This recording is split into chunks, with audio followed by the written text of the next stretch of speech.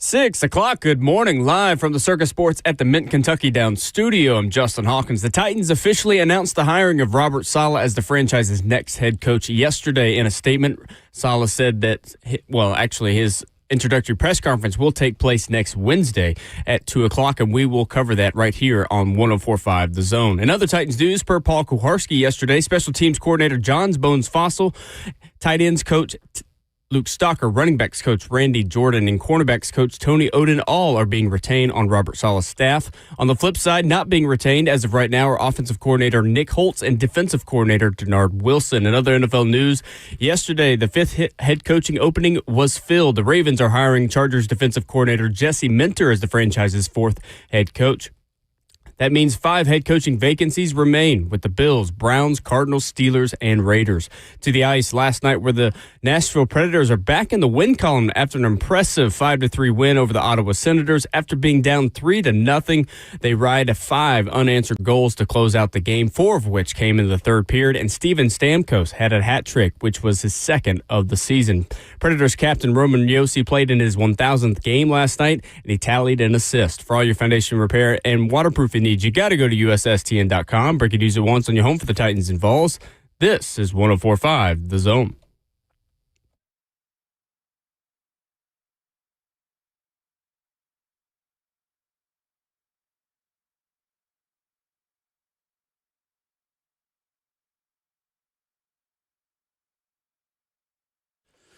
Away we go into Friday morning on 104.5 The Zone. Glad you're with us. Happy almost weekend.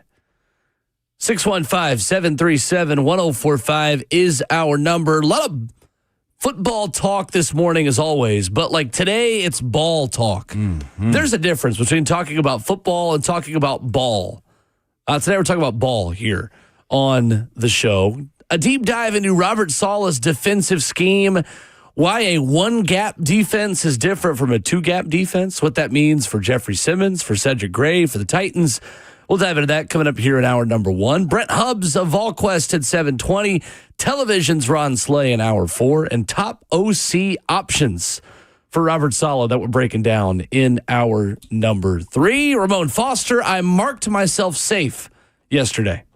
Safe from going to the grocery store 2 days before the White Death. There we go. Good morning. My man, you got responsible is what you're telling me this week. Yesterday. I don't know if going on Thursday is responsible, but we have protein. We have some grains. Nice. We have a vegetable or 2. We got bottled water. No, we do not have that. I'll be all right. Okay. I would ask of you. Big apartment building. I'm not super concerned about. For yourself, those are the ones I worry about. I mean, you got so many outside pipes and stuff like that. You just never know if somebody else's pipes will burst in your crib and then the water mains all shut off. I'm painting all these doctor-like scenarios. So, how doctors give you the worst news ever. I'm painting all these for you. I'll ask if you will. For yourself, go get a case of water, okay? Just a 24-pack. You can get store brand, Deer Park, don't matter to me. You know what I'm saying? Just go get you a case. You need that anyway, Will, just for your workouts particularly. Cool? Nah, I ain't gonna do it. I'll be all right. It'll be all right. All of that to be said, I will be fine. He will be fine. Yours is taken care of? You good to go? Yeah, my wife went last night. Costco apparently was nice and stocked. They also went to Publix. Costco. They went to, yeah. It was all good. You team Sam or team Costco or team both? I got both. I got both too. Man. If Costco you gotta have your options. If Costco would get the scan and go. Oh yeah. Oh my God. Sam got scan and go, Will. Well, you ain't gotta wait in the line. You know what my other pet peeve about Costco is? Talk to me, man. You can only have 2 accounts on one account. Like you can only have 2 cards on one person's account. So like my wife and I have an account, but yet my mother-in-law and my wife have the cards. Yeah. I cannot go to Costco despite me paying for it. I cannot go. Are you using with the amount of rewards and like travel and like things that you can get? Everybody be racking up points on points on points on but points. But like for Sam, like a whole family. You don't have to show your card or an ID to get in. Yeah. As long as you have a membership, you're good to go. Yeah. You got the app. Right. You go. You get your food. You get your whatever you want, and then you go check out on your phone. You get checked out. It doesn't matter. They don't check who you are and like what accounts you have. Sam said, let's Costco, get this money. They will stop you at the door. They will not let you in. Right. Well, yeah. What was your question based on what I just said? My question is are you using the app, Hawk? Because I use it, my wife uses it, my brother-in-law and his wife Sam's, use yes, our. but Costco doesn't really have one. Costco is letting me use. I mean, all of us use mine. I don't really go to either of them, so You I don't? I don't know. You missing out, So bro. you have people. Not by choice. It's just not convenient for Logistically, me. it's not right for you. I got you. I like if both you go, places. if somebody goes by themselves, that does not have a Costco card, they cannot go in. Yeah, they can on the app. Well, they won't let me in.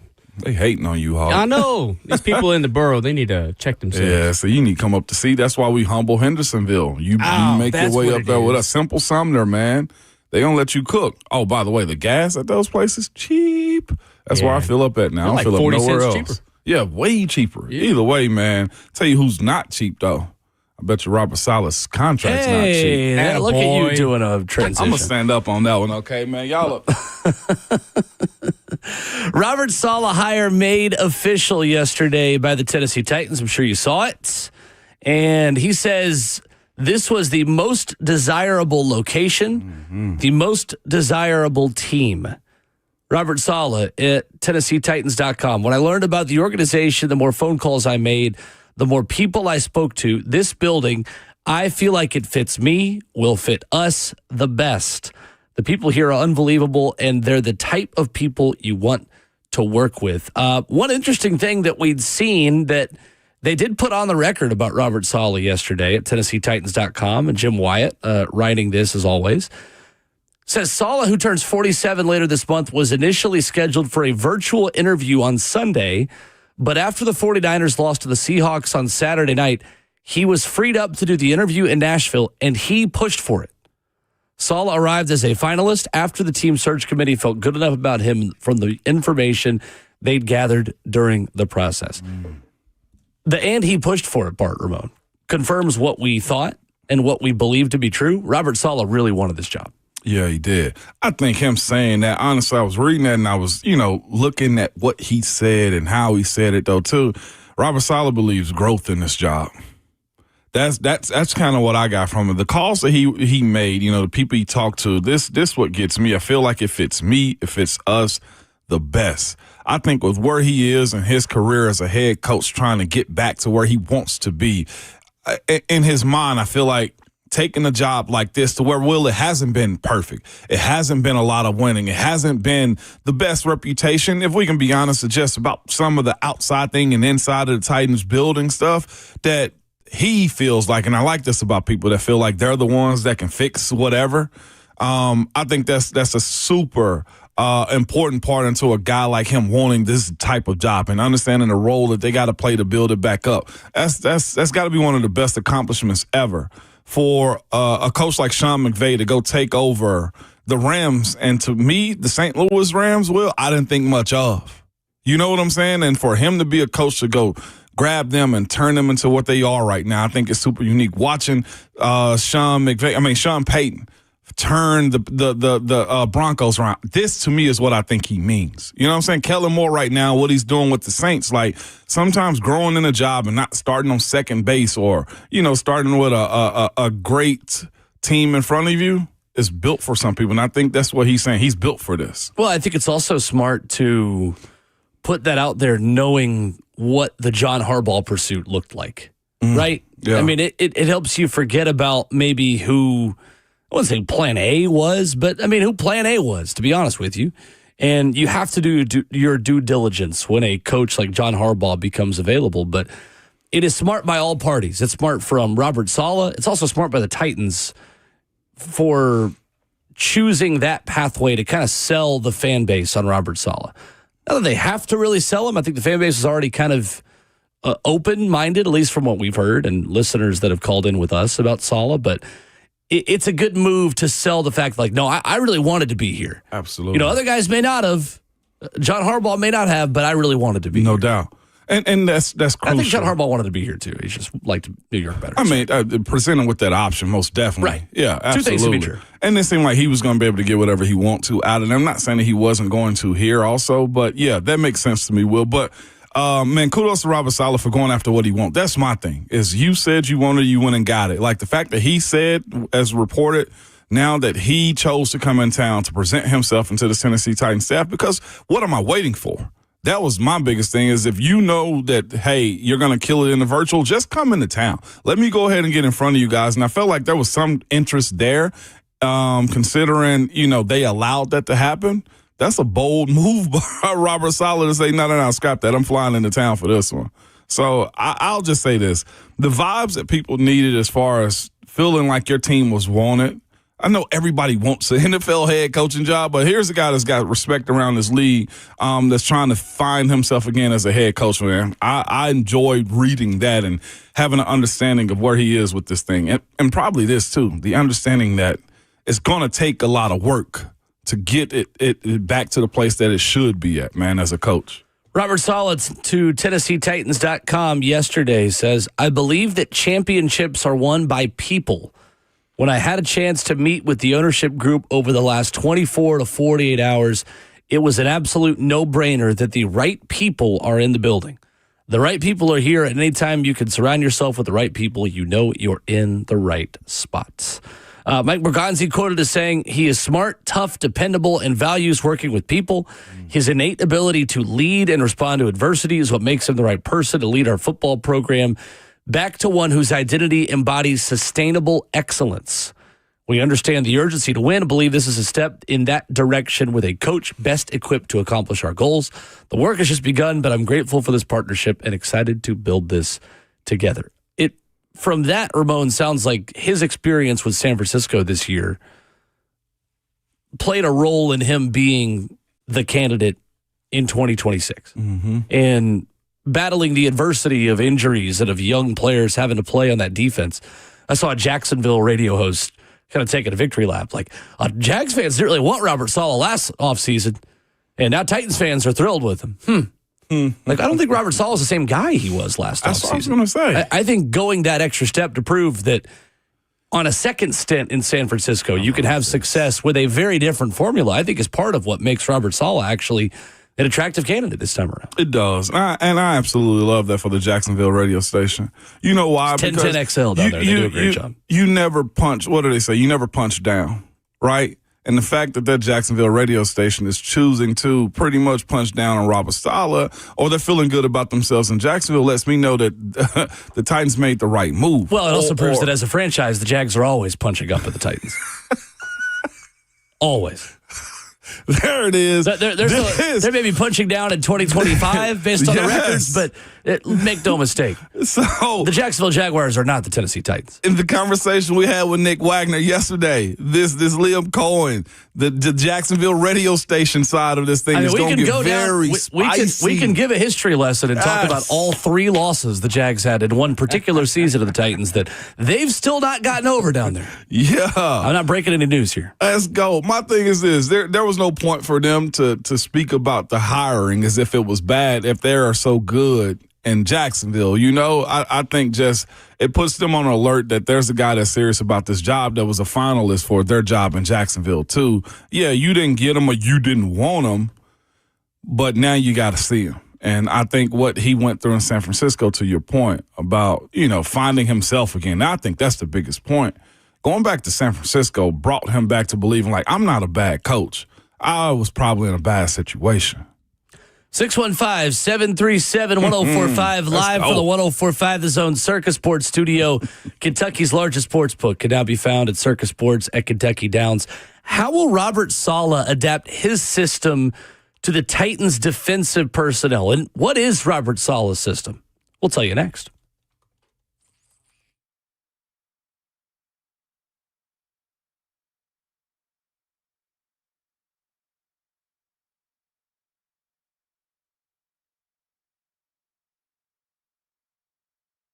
What comes to mind when you think of home? Maybe it's the meals around the kitchen table, movie nights on the couch, or the feeling of walking through the door and knowing you're safe. Home is where life happens, and at the center of it is your home's foundation. At USS, that's United Structural Systems, they understand how important that foundation is to your life and how much trust it takes when you need help protecting it.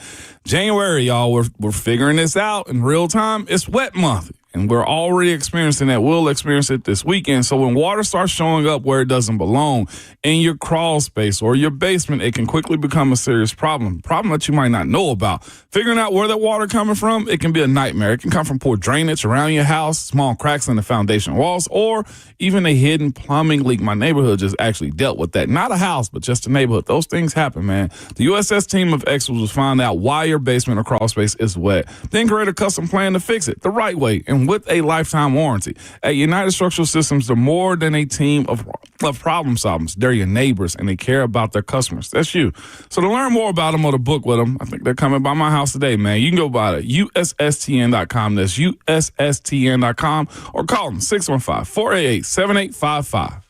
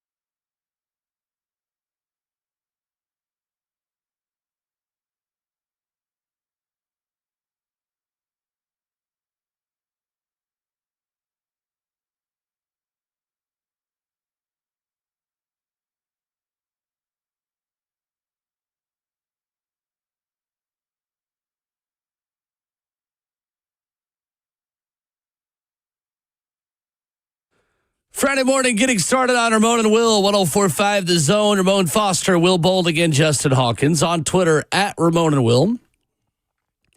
Diana Rossini reporting this morning there is a new suitor for Mike McDaniel.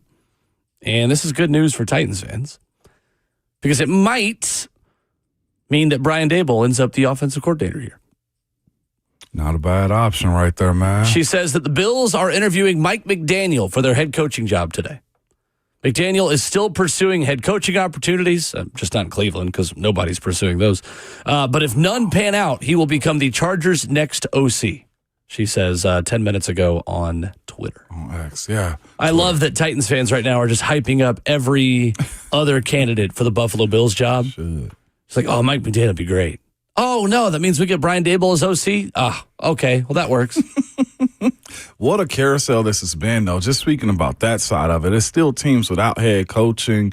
Head coaches' jobs filled up. Baltimore, I think, committed to Jesse Minter yesterday.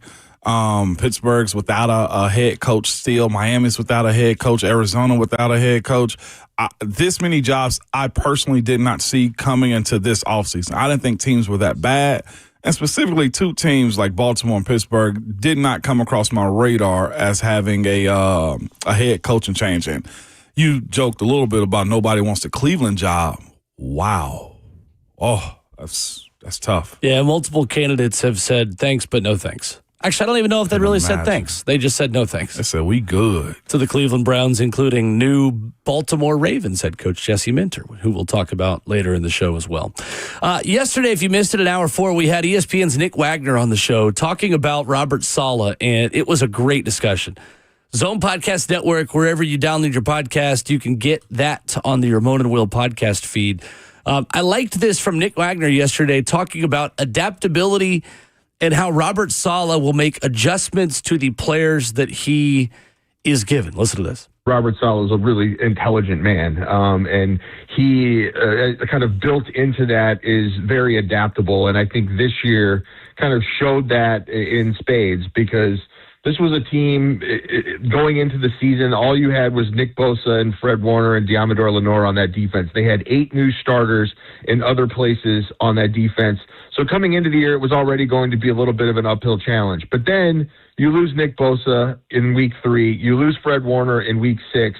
Now all of a sudden it's like, how can we piece this together to just kind of keep the defense afloat and let the offense do a lot of the heavy lifting? And they had no pass rush, guys. I mean, Myles Garrett had more sacks this year than the 49ers did as a team by a fair margin. And so Robert Saleh, what he did was basically he just said, okay, what we're going to do is we're going to eliminate big plays. We're going to try to be pretty good against the run, and we're going to make you execute, 15, 16, 17 play drives. And the theory behind that being eventually you're probably going to make a mistake. And that showed up. A lot of their takeaways came in the red zone. They were able to get 4th down stops, things like that. And so it was really an impressive coaching job given kind of the patchwork, piecework group that Robert Saleh had this year. So I think if you just kind of look at his body of work, he's obviously had a lot of success when he's had really talented defenses. We've seen that in San Francisco. We saw some of that in New York when he was the head coach there. But even when he doesn't, he still finds a way to make it work. So that I think that adaptability has to be appealing to teams and certainly was to the Titans. That's Nick Wagner of ESPN on the show yesterday. Ramon, when you look at the 300-foot level, what is the Robert Saleh scheme defensively? Who are the 49ers defensively? Attacking front 7, being able to get after the quarterback and be penetrators, guys that can create chaos up front. Their defensive line doesn't shy away from trying to win one-on-one battles. He's had Pro Bowl guy after Pro Bowl guy, name guy after name guy that's continually come through. And I think that front line of defense for him needs to be talented. And the back end of that front 7, the linebacker core, Fred Warner and the others that they've had up the middle, Dre Greenlaw, have all been dudes that have made names for themselves in the league. That to me is what sticks out the most. Like if you're facing a Robert Saleh defense, it's going to be a hard day in the trenches the way I view that defense. Secondary, not overly my specialty. I'll listen to Blaine Bishop on that one too. Shout out to the Hitman, man. I listen to him more on that. I've seen that's been some concern of his. The way I view Robert Saleh and his defenses, it's going to be a headache. That's just how I view what his defense is. If there's ever a lane that you're not covering your gap in, it's going to be filled up by one of his defenders at some point. And just listening to Nick Wagner speak yesterday, we'll dive more into this, but it seems to me discipline and understanding of scheme has to play a huge part in that too. Just on him mentioning adaptability, and I wrote down more notes too off that conversation. Okay. I am curious how he will adapt his scheme to this defense. San Francisco this season only blitzed 18.3% of the time. To Nick Wagner's point, they did have less quarterback sacks than Myles Garrett because San Francisco only had 20 sacks this season. They were still 13th, Ramon, in points allowed. How significant is that? How difficult is that to be a team that had less sacks than the NFL sack leader this year, yet still be 13th in scoring defense? That's where I'm at right there. I wrote that down, put no sacks, and still fared well. This, to me, says this. They weren't able to get to the quarterback, so they became smart about their scheme. What I mean is this. Listeners, I hate and I'm going to say this because I hate those guys at times. I hate a dumb rusher, okay? I hate a dumb D tackle or a dumb defensive end that's trying to get to a quarterback and get a sack, and you can't get anywhere around it. Well, if you can't get to the quarterback, and we got to devise other plans on how you can affect the quarterback, either by simply getting them off his spot because, hey, we're just going to penetrate and move them, get our hands up when it boils down to that, or this part too. If we can't affect the game by getting the quarterback on the ground, we got to be real good in our assignments, meaning if we are getting the ball thrown around on us, everybody's got to be to the ball. I think that's paramount. You look at his defenses, that's kind of how it looked. Well, Nick Wagner mentioned no big plays and stuff like that. Well, yeah, we might not be getting to the quarterback, but we're getting guys to the ground quick. Guys understand their zones. He mentioned the mixed match players and how many different players defensively that he had on that side of the ball. Well, his level of being able to adjust. And the other part for me is that defense seems to have been very assignment sound. I know I mentioned that before, but I think that matters more. Don't go and try to do your individual thing. We don't have the horses to get to the quarterback right now, whether that be the edge players or whether that be the D tackles that can't win their one-on-ones. So why would you get outside of our scheme for your benefit? No, your play is going to come to you. And when it does, you got to keep it in front of you because everybody's coming to the ball is what I took from Nick Wagner in that conversation, just watching that defense too. And here's the thing too. I think when faced with less talent, you get what you went with a better talented team. Mm-hmm. I think you get what the Seattle Seahawks eventually did to them. That's why I said too, when looking at Robert Saleh take on this job, like he can be the most awesome play caller ever. And it shows with the amount of talent and youth that he had on that defense. But the talent matters, and that's why I think Seattle was able to do to them what they did that last time. Talent took over. So, yeah, you think what the Seahawks did was more personnel and just having better football players than it was anything wrong that Saleh was trying to do to win that game. They've been surviving the entire year. That defense doesn't get you to the divisional round, Will, without it holding up its own. Like, we got to also think, like, the support of the offense does play a part in it too, but legitimately looking at, like, the way or how young that team was defensively, losing Fred Warner, there's a lot that goes into the talent of a team. Sometimes they're just better than you in those moments right there, and I think that was the case for them later in the season. So I went back and I found a piece from Nick Wagner, actually, at ESPN.com 9 years ago when Robert Saleh was originally hired. Can I back that up real quick? Yeah, go ahead. Before, like, that solidifies what I thought. The first game of the season was Seattle, 17-13. They won. The last game of the season was the Seattle Seahawks against them. It was a 13-3 game. That playoff was a lot of young guys potentially running into a wall, and then they just simply the game plan that they had against him was elite. So I know the conversation, well, he got blew out by the Seahawks in his last game as a defensive coordinator. And yeah. The two games, I mean, they split during the regular season.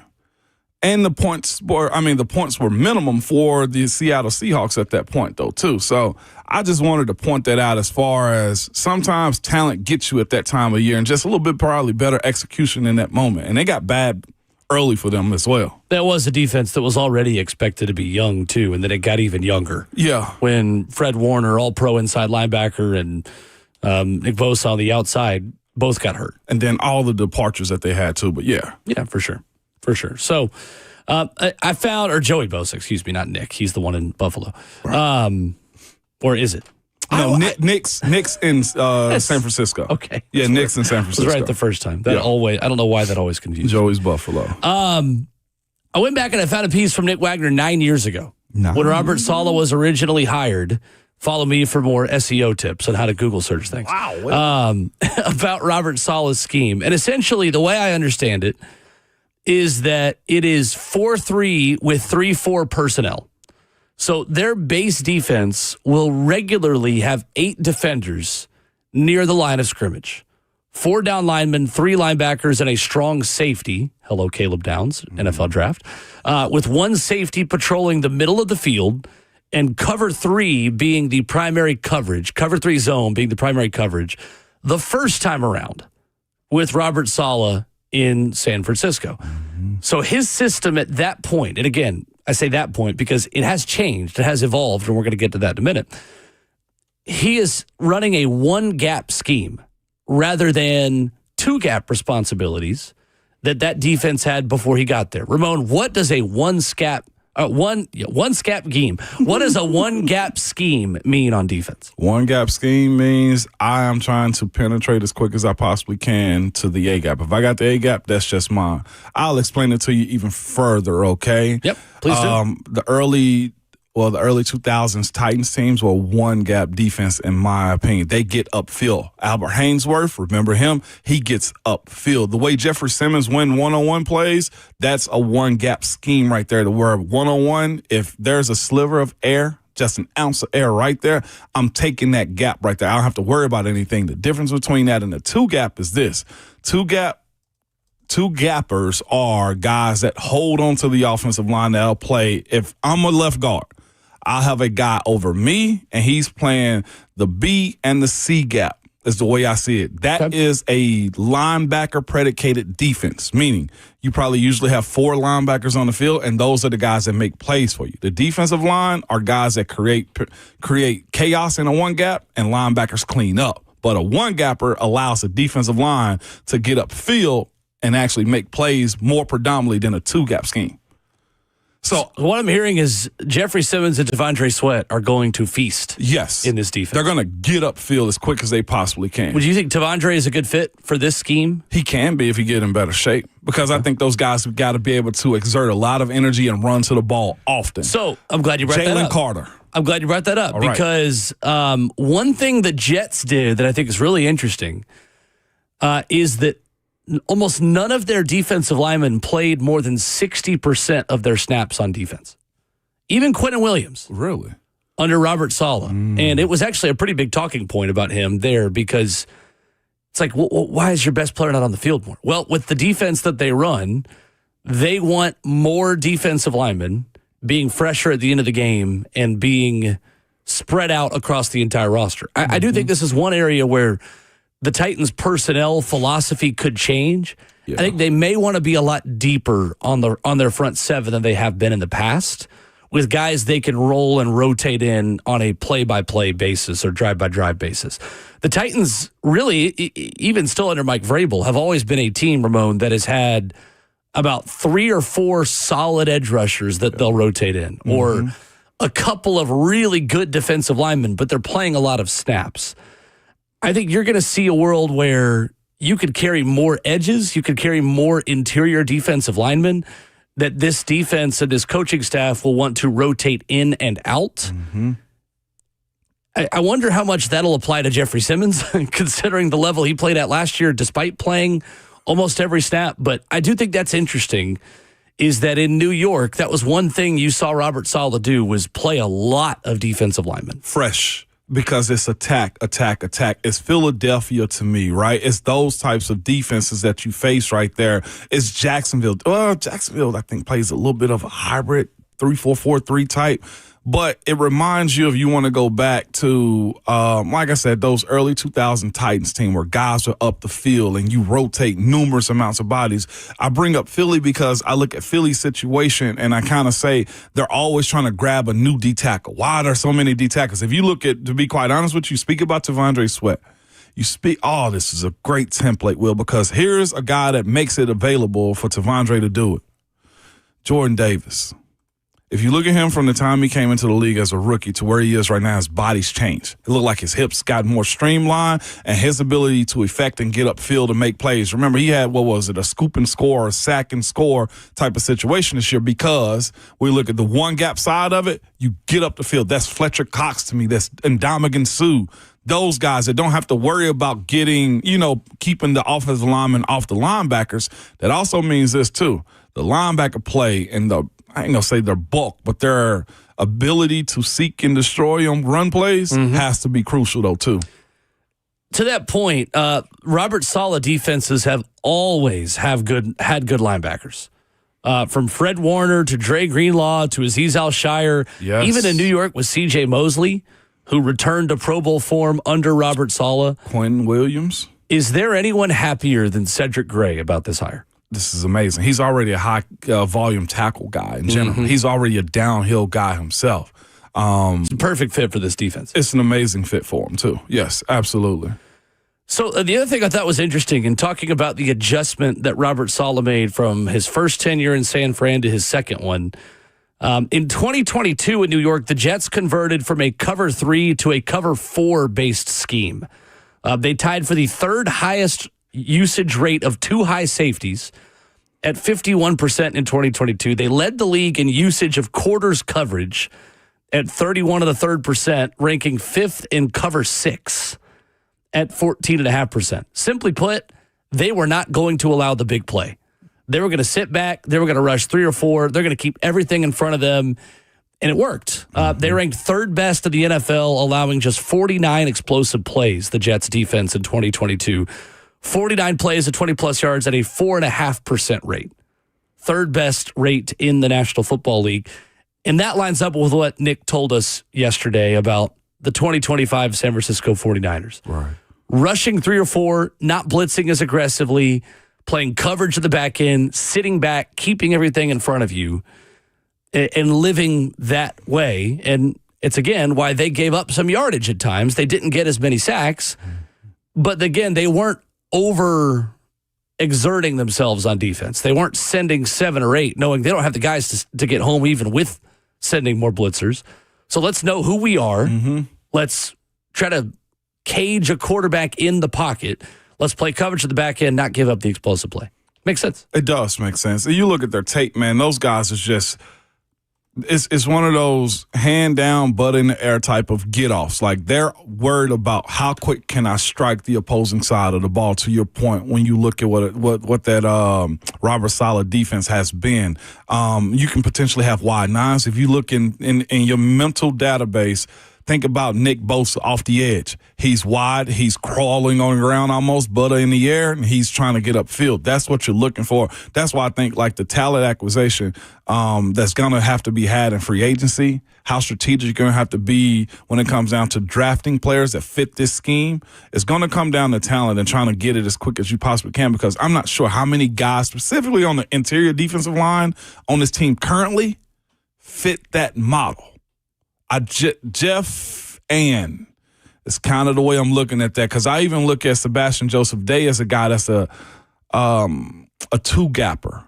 He plays down the middle and holds his point and get off and make tackles at the line. You hold the point at the line of scrimmage instead of getting upfield and penetrating. T'Vondre Sweat, I think, at Texas was more of a penetrating defensive lineman, but again, he's got to get in shape to play that way in the NFL. He has to. Like, Jordan Davis, to me, I think, is his next step. Not saying that he's going to be Jordan Davis, his but next step's working out with Jeffrey Simmons, too, which is a good sign. By force or by choice. And I think it's by force right now with Jeff, with what he said about T'Vondre. We can lead a horse to water, can't make him drink, but guess what we can do? We can drown him. It's an old Ramon Foster saying, for those thinking I'm being unnecessarily aggressive. And here's why I say those things right there, because when you let the players take control of the room and of the locker room, and of the team, and guys aren't holding up their end, and you know that guy can contribute to your team, bro, you can do this our way, or we going to force you to do it, and we might embarrass you by doing it also. So you can drown or we can waterboard you. Pick one. This goes back to waterboarding with you. Same thing as drowning. We ain't going to let them die. 615-737-1045. A couple other nuggets in the NFL that have dropped this morning. I've got some breaking news that's very obvious coming up, and more details on the Bills interview schedule, what it means for their timeline of maybe making a hire, which of course affects the Titans and their pursuit of Brian Daboll. Coming up next.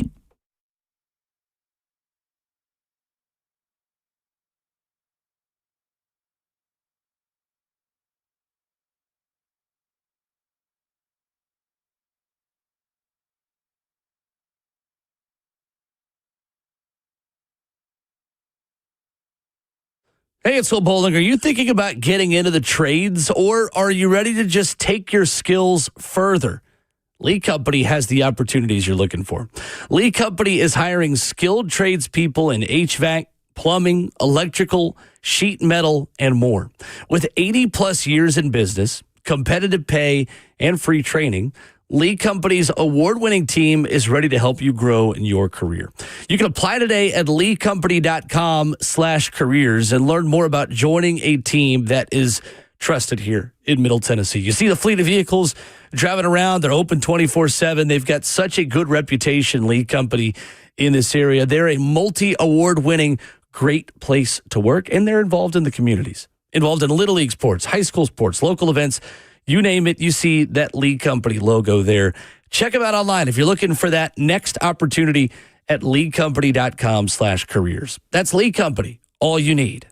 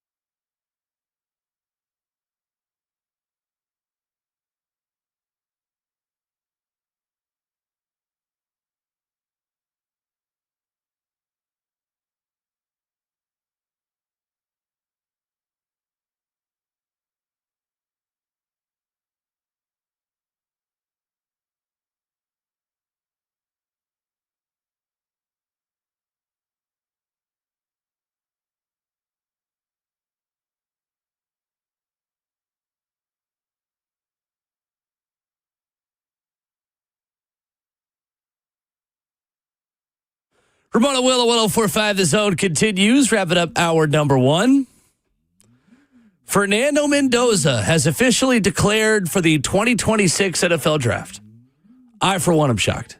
Nah, I'm more than shocked. I can't believe it didn't go back, man. Back to Indiana? Oh, my gosh. Today is the deadline for underclassmen who played in the national championship game to declare. Rhett Bryan, executive producer of Titans Radio and knower of things, knower of ball, says that Mendoza is the 65th underclassman in the 2026 NFL Draft.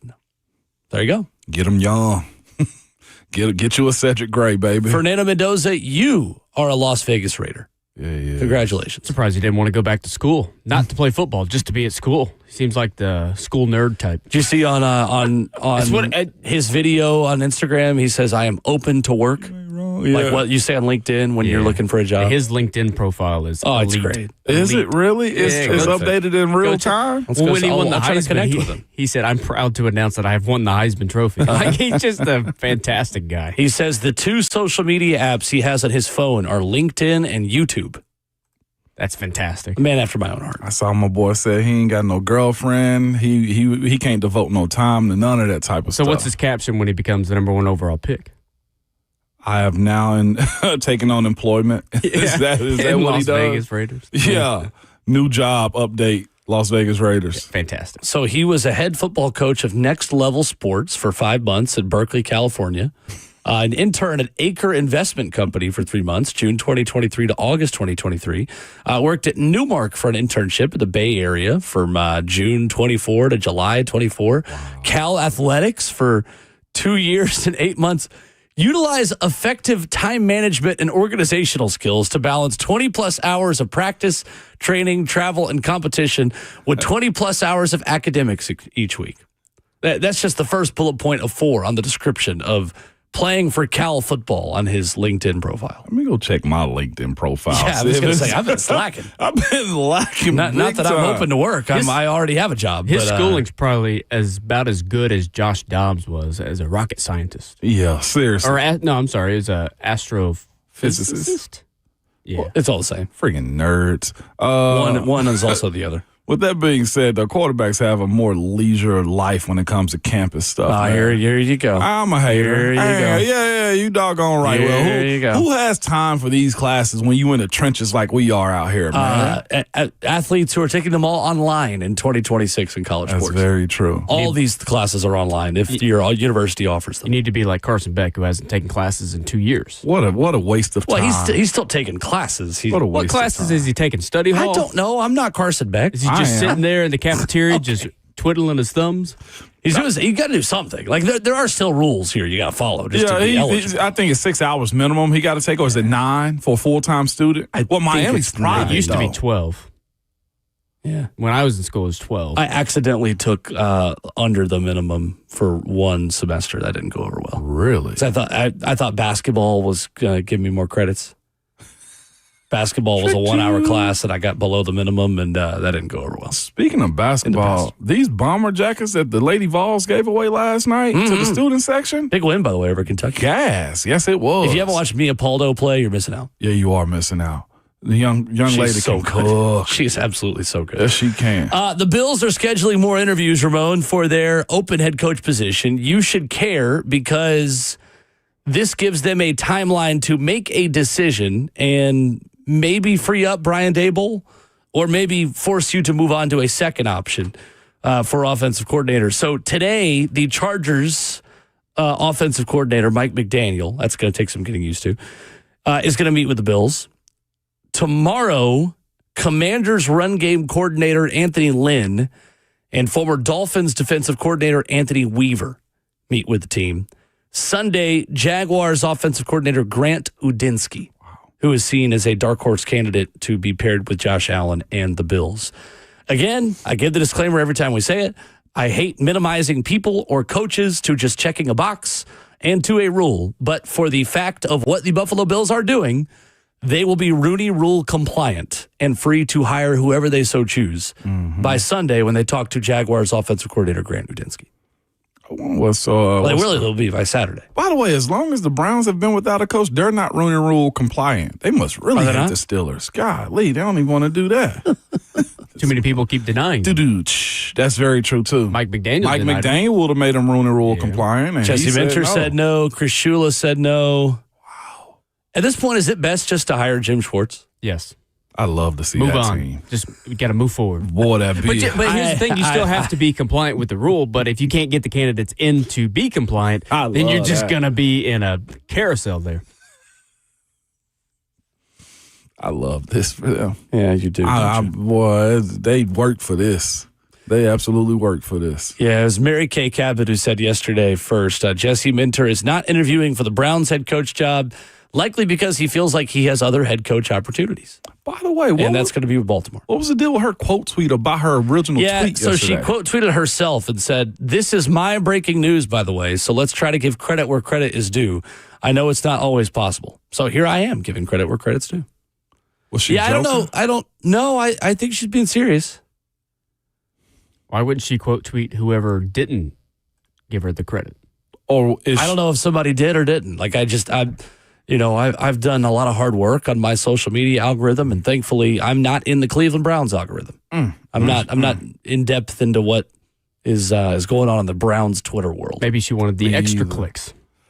I was so lost in that one, but either way, man. Yeah, I don't know. That tweet's got 1.3 million views, so people saw it. She cooking on that one. I guess rent getting paid off of that tweet. Sure. But the Dable situation here, though, that we'll, I guess, know by Saturday night, probably before the games kick off, what the Buffalo Bills are going to do in that situation. Maybe. I mean, if Udinsky's their guy, it might be Monday or Tuesday.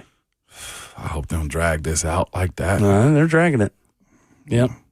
Same way they drag their feet getting up out the playoffs. Somebody commented, Josina Anderson been weird lately. What? On Twitter. Did you see her? No. Her most recent Josina tweet. What Josina say? So she tweeted, Ravens are hiring Jesse Minter as the next head coach after making the decision to proceed, the team announced. She quote tweeted it and said, "A league source to me on why Jesse Minter got the Ravens head coach job simply, quote, did a great job with the interview," end quote. Bro, I know I'm media now. I know I'm media. Like, I'm on this side of the mic. I'm media. It's some weird people in this place. And I don't mean that towards Josina directly. You're not calling her a weird person. No, it's a little bit of a weird tweet. The profession has become more and more weird with like this credit stuff and the watch me side of it, that my player side just turns my nose up at it. It's like, okay, well, I ain't going to give you credit regardless then. I'm not calling her weird at all. The processes. My favorite comedian, Mike Birbiglia, has a great joke where he's like, I went to a hotel once in D.C., and on the room key, there's a quote from Abraham Lincoln of like, whatever you are, be a good one. It's like, does he really get to take credit for that? It's like, what else are you going to take credit for? My dad's a great guy, Abraham Lincoln. Like, that's how I feel about this tweet. It's like, had a good interview, Josina Anderson. Well, Mary Kay Cabot saying, I'm the one that broke this news. Give me credit. Like, what? Let's go to Terry in Lewisburg, 615-737-1045. Good morning, Terry. Hey, how y'all doing? We're great. How are you? Good morning, Terry. Big T, what's going on? All right. It's actually Perry with a P. But Perry, what the heck, J. Big Hall? P. Big P, Man, what's going I asked on? you twice. T sounds like P. What you got? I should have said Paul. What you got for us, Perry? I understand. I was just going to make a comment on Dable. He's not going to stay. You know, the only thing y'all didn't mention is that he was at Alabama for a year before he got the job. That's with the Giants. I mean, he'll hop. We won't have a coach there 3 or 4 years, you know? And I'll hang up and listen. Yeah, thanks, Terry. I had a Titan alum reach out to me because I was making that stance too. I ain't gonna say who it is just yet, but my guy was just like, if a coach leaves after 1 year, that means it's a great year for the Titans.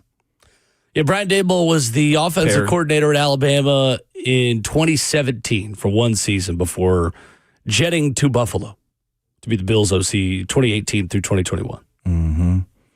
That's a good problem to have, Perry, is what I will tell you in those type of situations. That was my concern, too, keeping stability for Cam. But here's the thing that you want. Whoever Daboll's choosing to bring with him, you hope one of those guys is a guy that you feel like can elevate themselves into that job after he leaves instead of taking an entire staff, which that would be my only concern.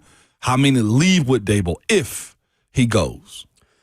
The Ravens made a hire yesterday. How ready are they to compete in the AFC North under new head coach Jesse Minter? Plus, something very rare that's going to happen in the NFL this weekend. Coming up next.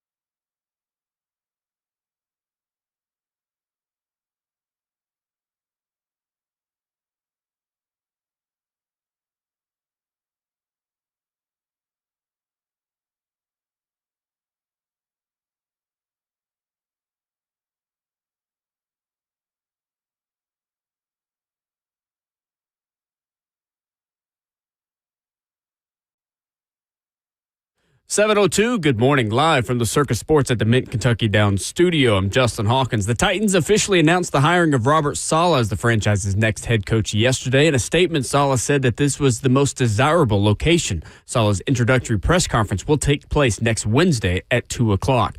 In other Titans news, per Paul Kuharski, special teams coordinator John Bones Fossil, tight ends coach Luke Stalker, running backs coach Randy Jordan, and cornerbacks coach Tony Oden all are being retained on Saleh's staff, but not being retained as of right now are offensive coordinator Nick Holtz and defensive coordinator Denard Wilson. Other NFL news yesterday, the fifth head coaching opening was filled. The Ravens hired Chargers defensive coordinator Jesse Minter as the franchise's fourth head coach. 5 head coaching vacancies remain with just the Bills, Browns, Cardinals, Steelers, and Raiders.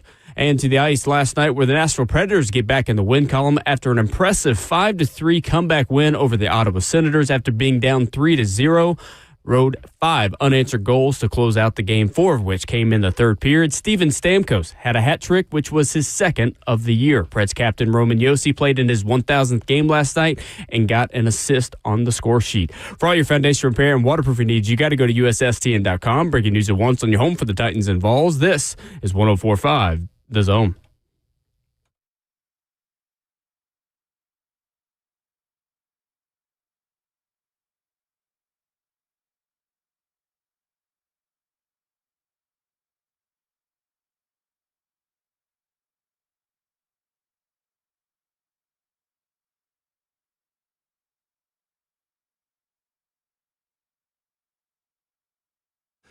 Hour number 2 of Ramon and Will starts right now on 104.5 The Zone. We stream it live for you as well on 104.5 The Zone TV. Facebook Live, YouTube, Twitter, or Twitch, where you see Ramon Foster, myself, Will Bowling, Justin Hawkins at the controls. Brent Hubbs of AllQuest will join us in 15 minutes with the latest out of Knoxville. A big one tomorrow night for Tennessee. So big that Alabama had to bring in a 26-year-old to play forward for him on the hardwood. I was reading the text from Austin Stanley, dog. You're good. Oh, that's on me. Fine me, Hawk. That's a $2 fine Brent right Hubbs there. joins us in 15 minutes. A big one for Tennessee basketball. So big that Alabama's bringing in a professional basketball player just to try to win the game. That's on me. Listen, we talking about Hubs anyway, man. I ain't want to pay attention to that segment anyhow. So, Wow. I'm playing Hubs. We're all good. All right. Professional players, though. What a time. Yep. I can't believe that Ron asked me about that yesterday. I think the thing that bothers me the most, I had my parent side and I had my player side. The answer I gave him on that one, man, was the parent side is like, bro, go home already. Like, we're done with you. The player side, and Ron actually, who is Ron? Savage actually brought this up. He'll be on with us at 9:20 to talk more about it. He said, man, if you a player in that game, like if you're Jalen Carey or somebody, like you check him every chance you get. You elbow him every chance you get just to show him what this is all about. We'll talk more about that later this morning with Slay when he is in here at 9:20. Can't wait. Jesse Minter will be the next head coach of the Baltimore Ravens. Most recently, the defensive coordinator of the Chargers. For the last 2 seasons, he was the DC at Michigan for 2 years, both under Jim Harbaugh, and also spent 4 years as an assistant under John Harbaugh. How ready is Baltimore to compete in the AFC North and contend in the AFC with first-time head coach Jesse Minter? Do you like the hire for Baltimore? I think it's a solid hire for them. It's a Baltimore-type hire. A guy that's young enough to kind of grow into that job over a long amount of time. I think that's what they were looking for. Jesse Minter seems to be a guy that can call plays, manage a team from where he's coming from. I mean, that defense out with the Chargers is one of the better ones out there. That was going to be Baltimore's calling card. It's fascinating. Again, they go from a special teams guy to a defensive guy. But I always thought Harbaugh was more defense anyhow in his approach to the game. This, to me, is as big of a Baltimore signing as it could be. He understands what that franchise is going to want, need, and, of course, being around Jim Harbaugh, the toughness aspect, I think, checks every box that Baltimore was looking for. I just don't know the messaging, that he's going to be able to give to that team. For a new head coach, I personally think there could be growth on the job that will be allowed in Baltimore. But he's got a league MVP. He's got Derrick Henry, I think, still in the backfield. Yep. They'll be fine. He's just got to figure out his offensive line and other skill positions as a defensive head coach. Where does he go from there? And in order to do that, they've got to figure out how to lower Lamar Jackson's cap hit. Because his number against the salary cap this year, Ramon, is $74.5 million. Love that for Baltimore. That is roughly 25% of Baltimore's cap. There's a little bit of talk, of buzz, of whispering that Lamar Jackson could be moved this offseason. Do you believe that? Yeah. Really? I do. I don't think it's the best case scenario for Baltimore, but I think if they're trying to reshift themselves and change what they are, I almost feel like that at least that conversation is going to be had. One conversation that came up was Lamar in Vegas. I've seen that one be circulate around. The number 1 overall pick for Lamar Jackson. Last time this type of stuff come up, there's smoke somewhere. Now, Baltimore personally is in a lot of change. I don't know if they're ready to have that conversation, but the rumors are out there. And Lamar has also said this too. I guess it's kind of problematic. I know Big Bert Boss has kind of said this a little bit too. The speculation that Lamar has got 1 or 2 more years that he want to play. So how much does Baltimore want to pour into that? This is all speculations, rumors, and stuff like that. But I personally wouldn't like that conversation around my quarterback if I was them. I don't think they should trade Lamar. I think it'd be a crazy decision. I think it'd be crazy to trade him. For what reasons why? No, I'm not asking you. I'm talking out loud. For what reasons why Baltimore want to move away from Lamar? Is it the instability of him at play? Do you believe that he can win you a Super Bowl, or do you believe you can win a Super Bowl with the amount of money he's getting paid and the value he's giving you off that contract? The value he's giving you, how much does the league MVP pay? Exactly. What's the return? I'm saying, he's still giving you a significant amount of value. He's checking when the boxes. If you've been healthy for this whole season, you're probably in the playoffs. So again, you look at this situation, you say, well, what's the surrounding cast around Lamar? Who's dropping passes also, right? They got to give him wide receiver help. Zay Flowers, Rashad Bateman, and who? Likely and Mark Andrews. Mark Andrews. Yeah. It's a good question. I don't know. This was the first season since 1996 that the Ravens did not have at least one edge rusher with 6 or more sacks as well. That's true, too. Their 2 most experienced pass rushers, Kyle Van Noy and Trayvon Jones, Titans legend, are also unrestricted free agents. A chance they could also part ways with Marlon Humphrey, who is set to make $20 million against the cap in 2026 and was not as good this past year as he has been in years past. That brother's hated in Baltimore. I've seen their social media. Ugh. This weekend, the NFC Championship game, Ramon, gives us something very rare in the NFL. A playoff matchup of the NFL's number 1 scoring offense and the NFL's number 1 scoring defense. Rams led the NFL by scoring 30.5 points per game in 2025. The Seahawks allowed just 17.2 points per game. This is the 3rd conference championship game in NFL history that matches the top scoring offense against the top scoring defense. The other 2, 2014 NFC title between the Packers and the Seahawks, and the 1980 NFC championship game in which the Cowboys had the number 1 offense and the Eagles had the number 1 defense. In both cases, defense got the W. That's what I was thinking. I hate my pick now. Seahawks in 2014 and Eagles in 1980. Who do you trust more in this game, the Rams offense or the Seahawks defense? Who does what more? Who do you trust more in this game, the Rams offense or the Seahawks defense? I always trust defense more. I always do. You picked the Rams. I know, because I went with the old guy, man. I went with Stafford. No changing it now. Hey, shush it, Nancy. Nancy? Yeah, it was on Step Brothers when she was the shush it, Nancy. That's right. My bad, J-Hawk. Don't apologize. I was trusting Stafford and his ability to make plays. He's got that clutchness about him with him. He's got guys around him that understand it too, and his offensive line can move the line of scrimmage too. Now, I know Leonard Williams is over there too, the young defensive lineman out of Texas. They got some ball players. God, I hate my pick now. And it's in Seattle. I wasn't thinking clear yesterday. Sleepless in Seattle is what you'll be. Yeah, you'd be cool. The Seahawks come up with. But seriously, in these type of moments right here, good on good, defense usually doesn't crack in these moments right here. You wait on the offense to make a mistake. Let's go to Eric in Charlotte up next to the phones. Good morning, Eric. What's up, Eric? Morning, how y'all doing? Man, we good, man. How about you? I'm doing good, man. See, I just had one thing to say, but y'all brought up a couple of things as I was listening, so I got a couple more things to add. Man, with that Rams and Seahawks game, just because I just want to throw my opinion out there, when I bet, I picked the best head coach and the best quarterback.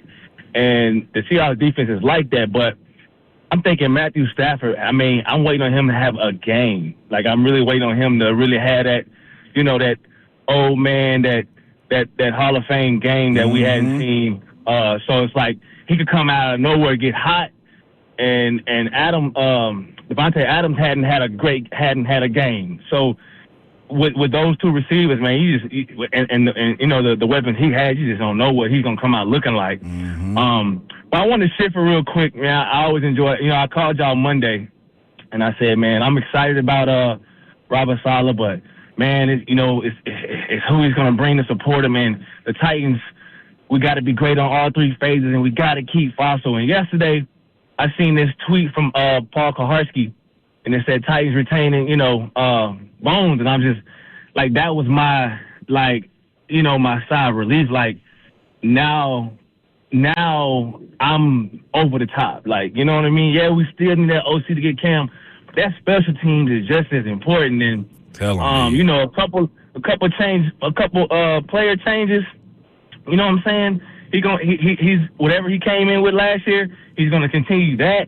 Couple different moves with the players and the Titans offensive coordinator, and we should be solid, And then lastly, I want to add on to this Ravens to Lamar Jackson. Like, he needs he needs a receiver, but my question to y'all, like, can he be effective consistently passing from the pocket if he's not as fast and quick, that he was when he first entered the league? And each year you're getting older, right? And then each time you get injured, your body isn't the same, so you're not able to take a lot of hits. Like, I've seen him over the years, so now it's like, what's his next step? You talk about trade. Yeah, you crazy if you want to trade him, but in 2 years, I think his window is closing.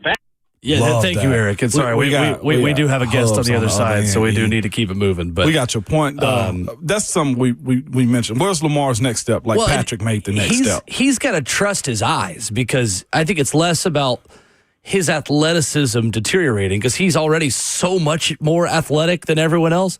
He's got to figure out, when am I actually seeing pressure I've got to run away from, and when am I feeling pressure that's not really there? This is the problem with super athletic dudes. When I watched him last year, Ramon, it felt like he was bailing out of the pocket too quickly. Yep. Stand and deliver. Yep.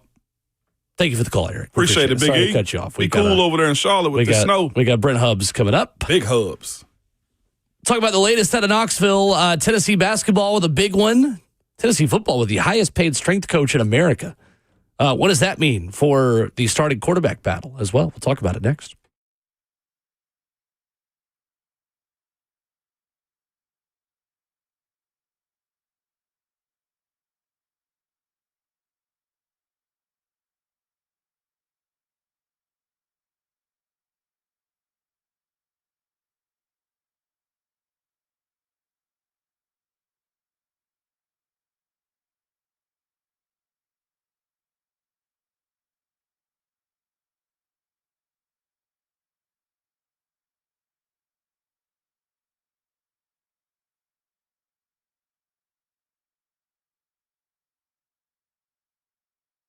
Guys, I'm here to tell you that this is your sign to figure out what in the world you're going to do for Valentine's Day. What's up? It's Will Bowling from my friends at Brentwood Jewelry. They have got options. I'm here to tell you that maybe if you're popping that big question, when I was about to pop the big question, this is where I went.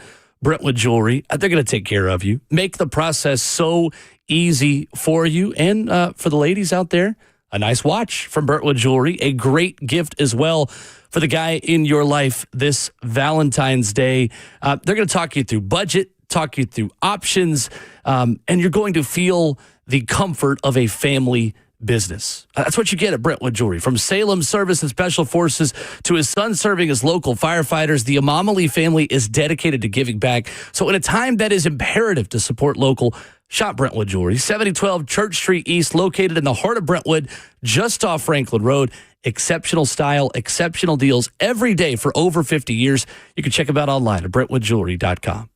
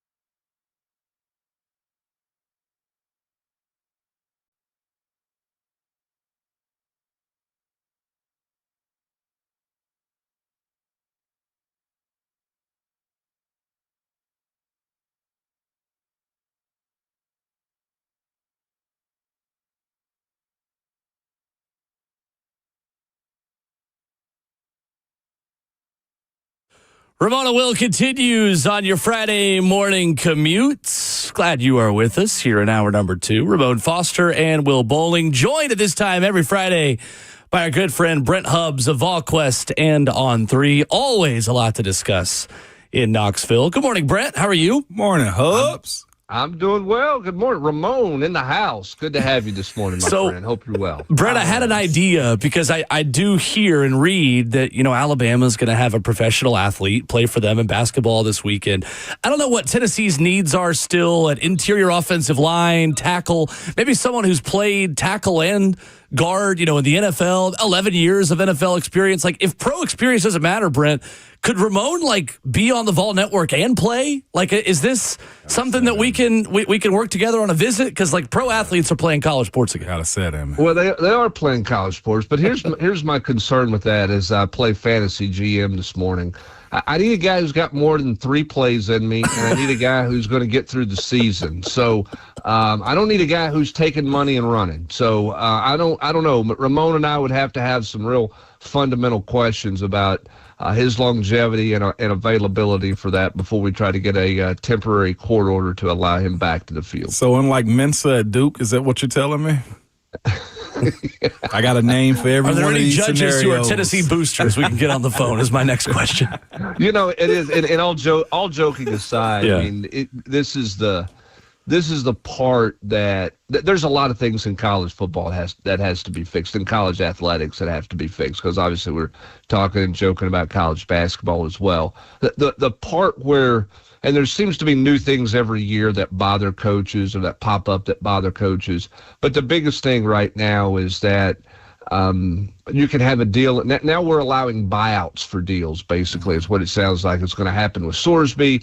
It's what's going to happen with the kid from Duke. It looks like ultimately, if that goes through, and that's the crazy part there, is that somebody with big money can just come in and buy your roster away, even though you have new deals signed for them. And that part is the maddening part of, like, okay, I mean, when you think you kind of hit the bottom of this thing or hit what all sides, then there's something else that pops up. And Hubs, that's honestly where I wanted to jump in at and ask you that. How close are we to the bottom of this thing when you look at it? Because you mentioned Mensah at Duke, you mentioned Sorsby, and just thinking about the Washington situation, Huskies, and even the Vols.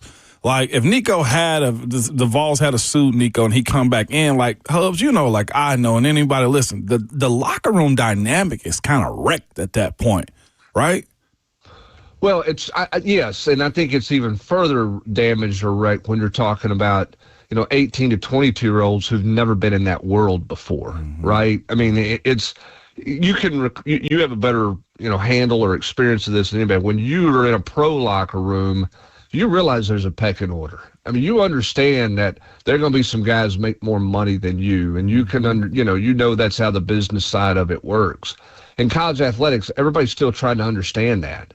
The guards are having a hard, they're still trying to learn that the tackles are going to make more money.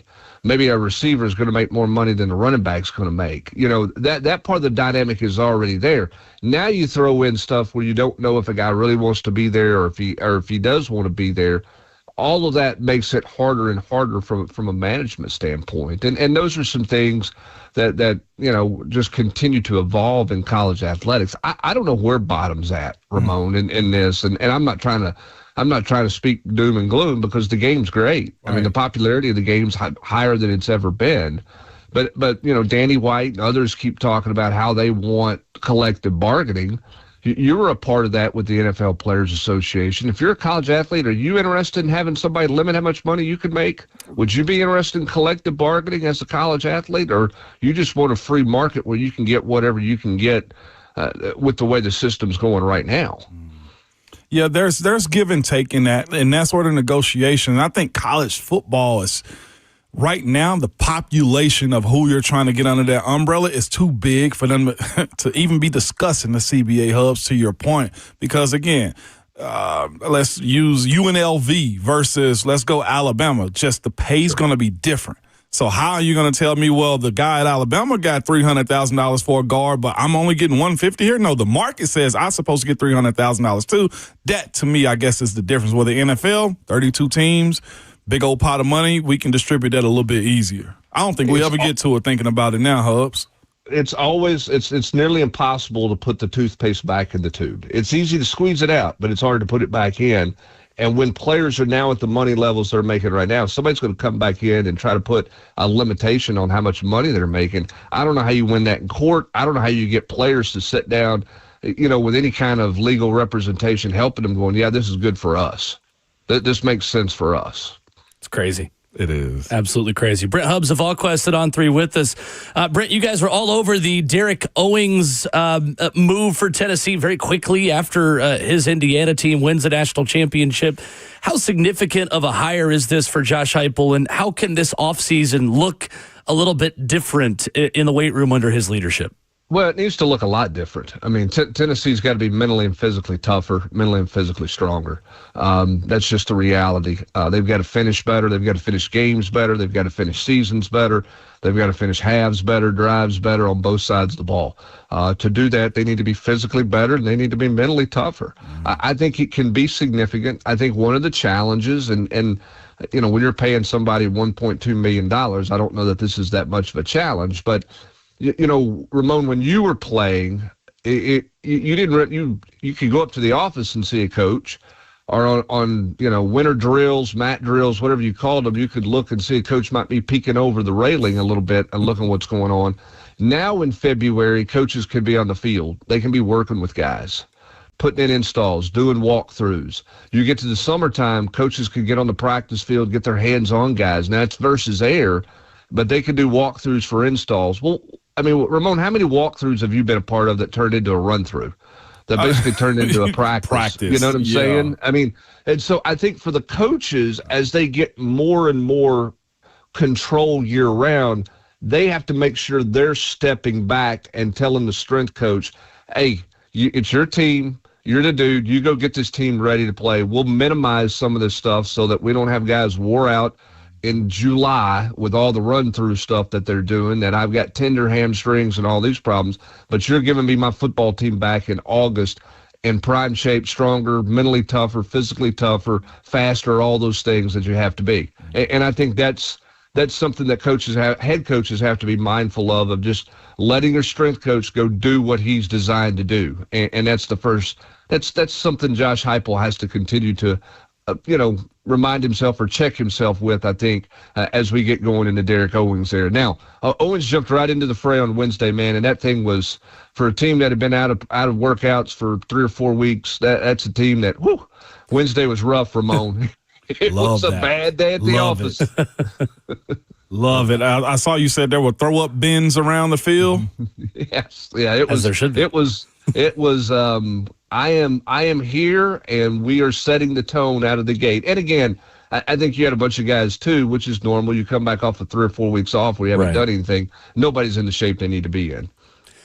Brent, it's really interesting the way Indiana has practiced, and I know this has become more of a talking point with the success they've had. It's not these long, grinding, out in the heat when it's warmer outside, obviously. Practices, they're quick, they're up-tempo. When they're on the field, they are very deliberate about what they're doing, but their practices are way shorter than maybe some other teams and certainly the older school method. Are changes like that, you think, on the table for Tennessee under Derek Owens, or is that more of a Josh Heupel decision and maybe they meet somewhere in the middle? Or does it just kind of remain to be seen as this offseason continues?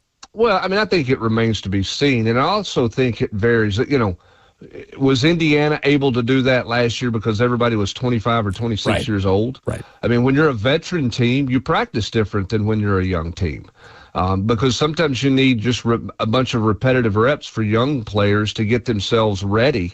I mean, do we need to look at the quarterback at Tennessee and say, hey, let's cut a half hour out of practice, or does that guy need every practice he can get, right? Fair. So I think you have to have balance there.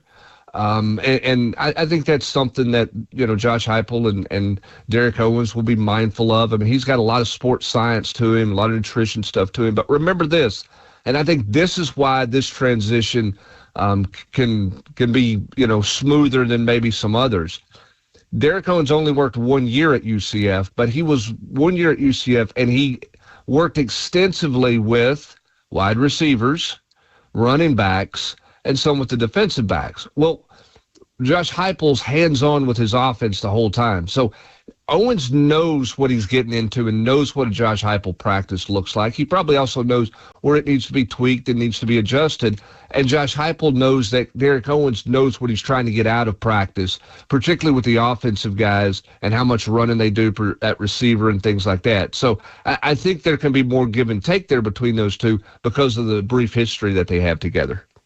Joined by Brent Hubbs of All Question on 3. Hubbs, you started off the war room, man, by saying this offseason, man, has been a loud one. Not in a bad way, but it's loud with the amount of changes, questions about Joey Aguilar still, and just a presentation of what 2026 can mean for them, man.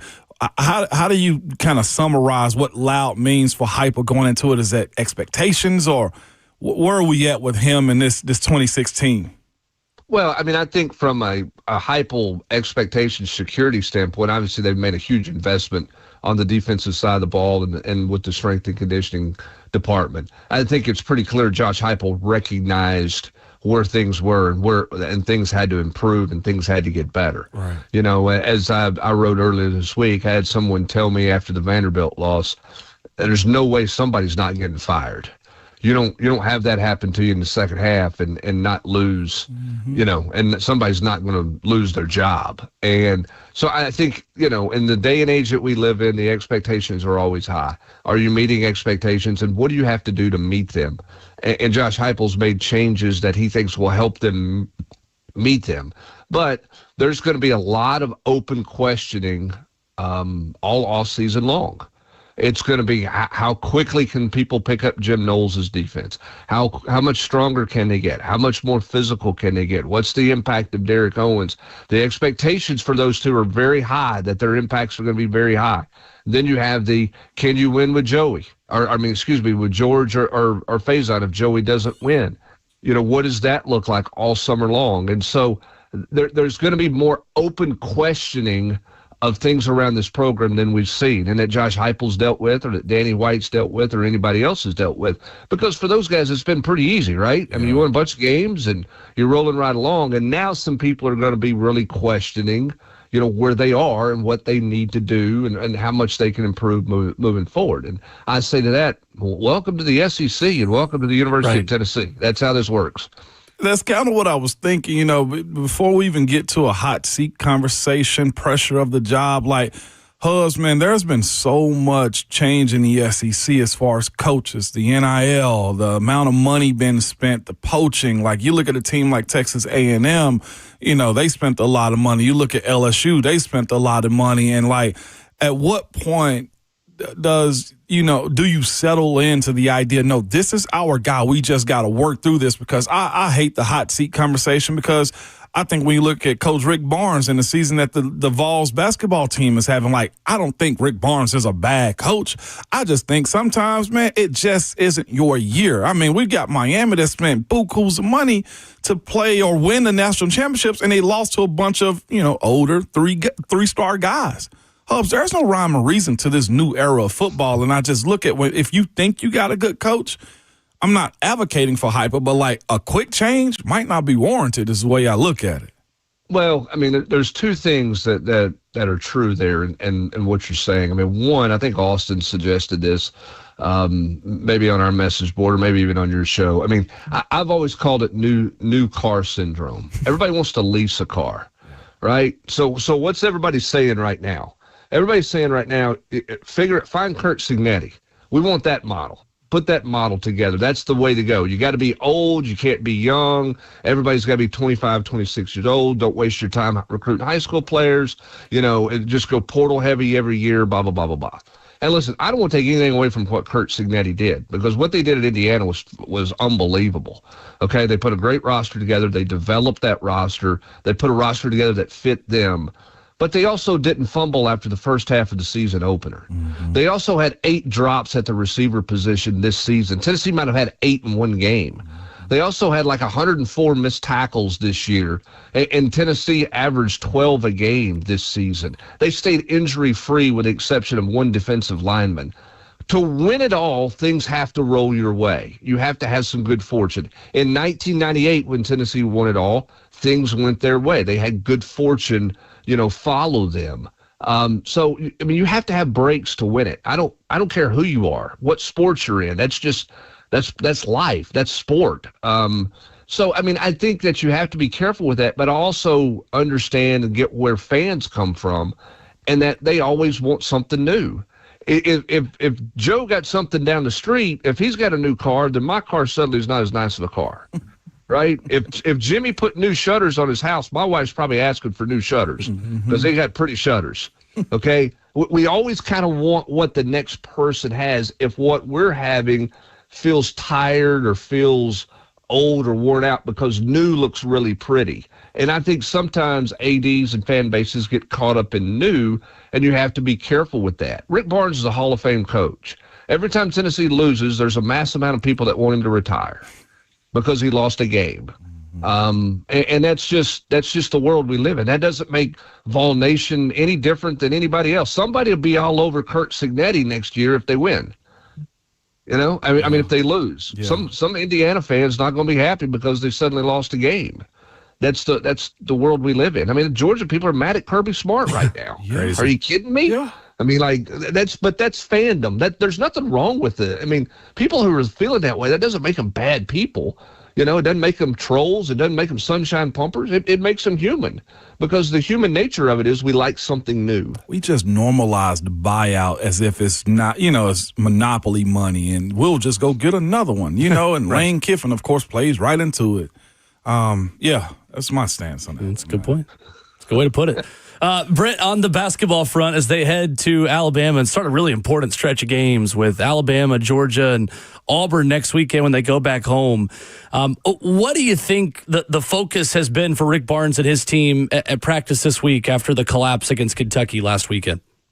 Trying to find some consistency defensively to keep the ball in front of them on the perimeter. Their perimeter defense has got to be better there. Consistency and effort in the post to rebound the basketball better, to find ways to make bunnies. They missed too many layups against Kentucky. To find some consistency in taking care of the basketball and not just let them turn it, not just turn it over in critical times. I mean, that's the biggest thing this team's got to find, is they've just got to find 40 consistent minutes. It doesn't have to be perfect, but they just can't they just can't ride the waves that they're riding. You're not going to get every rebound. You're going to turn it over some, but they've got to do some of the fundamental things more consistently than they've been doing it right now. Well, Brent, I want to also congratulate you on the 5-star signee that you all had at VolQuest. We are big Mike Wilson fans on this show, and I know you're excited to have him part of it. Him and Grant Ramey together, I'm a little concerned about the amount of fun they're going to have together, Brent. Obviously, I'm joking, but I know you guys are excited to have Mike, and we are as pro Mike Wilson as anyone can get on this show. Well, if it meets your approval, that feels good to me. If it meets Ramon's approval, I don't know that moves the needle with me. But we went in the portal.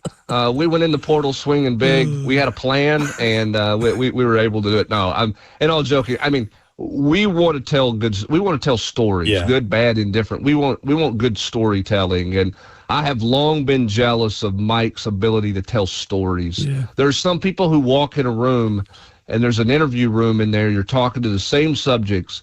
And when you walk out of that room, somebody has something different, totally different than the rest of the people, the rest of the herd in that room. Mike's that kind of guy who can find something totally different. And I think that all the VolQuest subscribers are going to greatly benefit from it. So we're super excited about it, and I appreciate your kind words. Yeah, look at you, not afraid to hire somebody that's above you, Hubs. Huh? Shocking. Hey, listen, there is no one, Ramon, that will humble himself to get better like me. It's not about me. Team player. I mean, I know that's a foreign concept to you at times, Ramon, but it's not about me. Okay, it's never been about me. It's about the good fans and subscribers that have been so loyal to us at VolQuest, and we want to certainly do everything we can to service them in a variety of different ways. And everybody on my staff around me does better work than I do, and that's why I've been able to survive a long time in this business. Just put better people around you, Ramon, and get out of the way. That's what I'm trying to do. Everybody eats, Hub. That's Everybody right. That's eats. the way to live. Right. Speaking of eating, did you go to the grocery stores? Have you chopped wood for the fireplace this upcoming weekend with the snow and ice, Hubs? Where are you at bunkering down in Hubs headquarters? Well, I mean, we've got the compound. We've got the portable generator available if need be. We've got the wood stoves available with some wood. We do have bread. We do have all the things that we think we need here. For it to probably end up raining is probably what it'll do. But I'm going to be so upset. I tell you what, I mean, whatever happens, everybody take a deep breath, be calm, be safe, be smart out there, and stay warm. But, we'll go a little Walton's Little House on the Prairie here if we have to with the compound. We'll see how if people get a little more stir crazy on the generals' quarters if things don't go well for Tennessee and Tuscaloosa because they're snowed wait a in. minute. You think snow's required for people to get crazy during a ball game? Great point. On the generals' quarters. Oh, great you point. haven't hit F5 enough, Will. Brent Hubbs of VolQuest, Fridays at 7:20 here on the show. Great insight as always, Brent. We appreciate it. Appreciate Thanks, you, guys. man. Everybody be safe out there. For You sure. too. Yes, sir. Brent Hubbs of VolQuest with us, presented by Ascend Federal Credit Union, What a your financial savvy guy. partner for every stage of life. Just the best. What a savvy guy. He lives by the everybody eats too, man. I love Hub. That's also new dad, Mike Wilson. who New is, dad, on Mike. the beat for VolQuest. Sounds like we need to have him on again. He Mike Senior out here? Streets are saying. I got to hit him up. We'll have to ask him. Gotta ask. Get him back on the show. Text him right now. Coming up, let's talk a little puck, shall we? Preds won a thriller last night. If you missed it, tell you what you missed coming up next.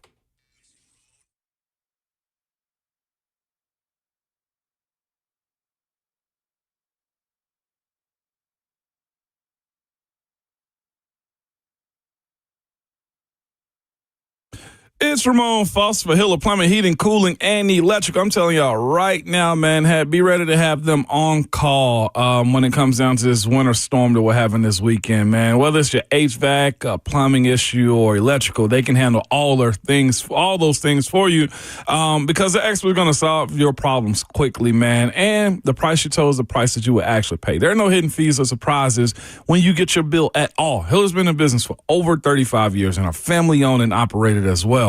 Their techs, love dealing with them, man. They're very professional, experienced, and trustworthy. Cool thing about them is when they're on their way, you'll receive a photo of the tech that's coming to your house and a link to track them in real time so you're not sitting around wasting your time. They believe in 100% satisfaction guarantee of happy you'll be or the service is free. If they do work in your house, around your house, for you, and you're not satisfied with it, they'll just simply give you your money back or try to do all they can to fix it for you, man. So to learn more about Hiller or to book with them like I do, simply go to happyhiller.com.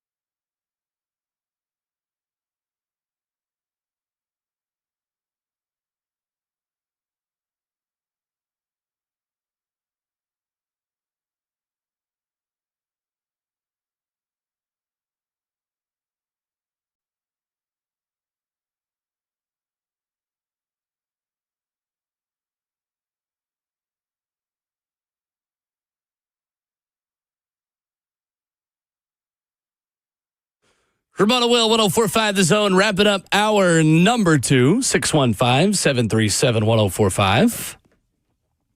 Ramon Foster, Will Bowling, Justin Hawkins. Great stuff with Brent Hubbs a few minutes ago that you'll want to get on your podcast feed if you're a Vols fan and missed it. Brent Hubbs, way too humble. Way too humble. About not possible for anyone to be too humble, but like not giving himself a lot of credit Now, Hubbs is good, man. for how good he is. He's the very best. Being around him this fall with Vol Network, man, I've always liked Hubbs. He's always been one of the most fair Vols reporters, even while I was playing. He just let you talk and do your thing, and he tells your story. And he also understands and know ball, too. Hubbs has gone behind the scenes, man, with coaches to learn the game more. So he's not just throwing stuff at a wall, based off inexperience. No, he's actually getting an understanding for it, and just watching him grind. I even had a good friend of mine that said this about Hubs, like, I didn't know he was so connected. It's like, no. Relationships matter. Hubs is in the trenches with this stuff. I think this is why, he's one of our higher stream podcasts that we put out, because there's a lot of information that he gives that people know is very validated. The VolQuest guys every week. Yep, no doubt. Are among our most listened podcasts every single week. Yeah, for sure. No doubt. And for a good reason. To your point, he humble as heck. Like, it's and he do real good reporting. All right, I'm going to stop. That's too much. He probably listening, smiling right now. I can't have him thinking that he made it. He ain't made it yet. Last night, the Nashville Predators, 4-3 over the Ottawa Senators, down 3-0 in this game. Preds come back behind a hat trick from Steven Stamkos. My goodness, he gets a power play goal with just over a minute left of the second period to put the Preds within 2 going into the third. Jonathan Marchessault gets another one in transition and cut it to a 1-goal deficit with 11 minutes left, and then it was Stamkos' time again. One-timer on the power play, a late rebound goal to complete his hat trick, set up a 5-3 win for the Preds, who get to 52 points, just one behind Ottawa, now over in the East in yesterday's game. Game number 1,000 for Roman Josi, and a very memorable one. Played a season-high 29:03, had an assist on Stamkos' game-tying goal. 4 shots, 1 block, 2 takeaways for him. I saw this from Opta on Twitter this morning. Steven Stamkos is the first player in NHL history to face a 3-0 deficit, score to break up the shutout, scored later to tie the game, and score the game winner, all in the final 30 minutes of regulation. That's big time. That has never happened in NHL history. Never happened. Ever. Wow. Man, what a night, man. One, congratulations to Roman Josi on that one. Like, legitimately 1,000 games. I thought I was all doing as a Predator, something. too. All as a Predator? Mm-hmm. Put him up in the rafters. Yes. But big time. Absolutely. Even more so, Stamkos' ability to get a hat trick. I can't imagine what a hat trick is in football for an offensive lineman. I don't know what it is. What's the football equivalent of a hat trick? Is that 5 touchdowns for a quarterback? 3 touchdowns for a wide receiver? Honestly, it might just be you scoring a touchdown yourself. Me as an offensive lineman? Oh, my gosh. As much as that's happening now. Just that moment in general, like, you take over a game like that, and nobody can stop you, and everybody knows it's going towards you. Yep. Magnificent game by them last night, man, to be able to come back like that. I've been in a situation where guys have, landmark games, 1,000 games, 250 games and stuff like that, and guys lose. It kind of dampens it, man. So good on the Predators for pulling out that one for Roman. That's huge. So Steven Stamkos in his last 21 games has 16 goals, 25 points, 3 multi-goal games, 2 hat tricks, and he has moved to 9th all-time in power play goals. All in the last 21 games. Wow. Him playing at this level has made the Nashville Predators fun this year. And, we talked about it earlier this year. They seemed to be in a worse spot than the Titans were down the road in terms of the older roster, the highly paid players who weren't playing like it. The fact that in hockey, it's going to take you longer to turn your draft capital into immediate impact players, which is not the case in football, obviously, where if you draft someone in the first round, they're playing for you and starting for you right away. All of a sudden, the vibe over there is very different. And again, Barry Trotz, we sound like a broken record, but it is the story of the season now. He's got a big decision to make on these guys because now his team is in striking distance enough for the playoffs where I don't see them turning some of their draft capital into players that they would rent and get rentals, as the phrase is, at trade deadlines across pro sports. Again, I hate calling humans that, but anyway, it just feels I don't like that feeling. It just kind of is what it is. Yeah, Rent them for their service. Having rental options at the trade deadline, I don't see the Predators adding. Question now becomes: are you willing to hold on to Steven Stamkos and help him propel you maybe back to the playoffs? Like, it's certainly on the table again for this team because for a minute there it looked like, all right, wherever Steven Stamkos wants to go, anyone who wants veteran goal scoring help late in the season, strike while the iron's hot. Playing a little bit better, if it's a week or two, he's playing better. Like, all right, maybe he gets a little bit of a better draft pick back now. At this point, you might just hold on to him and see where the chips fall for you.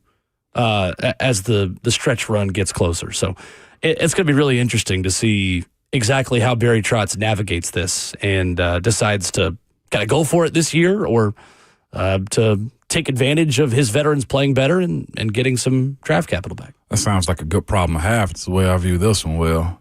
I'm actually about to ask that question on Twitter, too, for us. What's the football equivalent of a hockey hat trick? I mean, Jonathan Taylor had several games of 3 touchdowns, so, I mean. Yeah, but he plays for the Colts, so I don't want to give him credit. Anyone else? Anyone we like? Anybody we like? No, I would say probably it is a wide receiver having 3 receiving touchdowns. 200. Or a running back having 3 rushing touchdowns. 200 yards and a touchdown for a running back? No, not the 200. I think just the 3 touchdowns. Okay. Yeah, it's like, I mean, I've used that calling games before. It's like a hat trick of touchdowns. For Stamkos, it's impressive to see where he started the season, only having 6 goals in the first 2 months of play, and then 18 goals in the last 2 months of play. Just an impressive turnaround.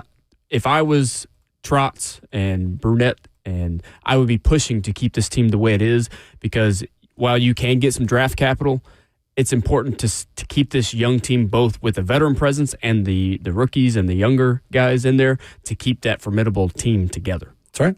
Understood. I mean, it is the kind of sport where, again, Preds made the Stanley Cup final as the last team in. So we never know. Mike in Nashville on the phones. What's up, Mike? Hey, guys, just to answer Ramon's question, 3 sacks would be a hat trick. Oh, that's fair.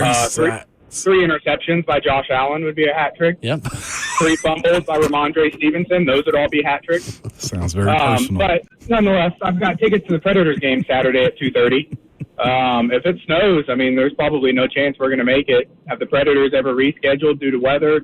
What's the likelihood that they reschedule? They reached out to us and said that if the Utah Mammoth, if their plane is able to land, then they plan on playing the game. Well, I would imagine they came in on Friday. If you could give me an update on that.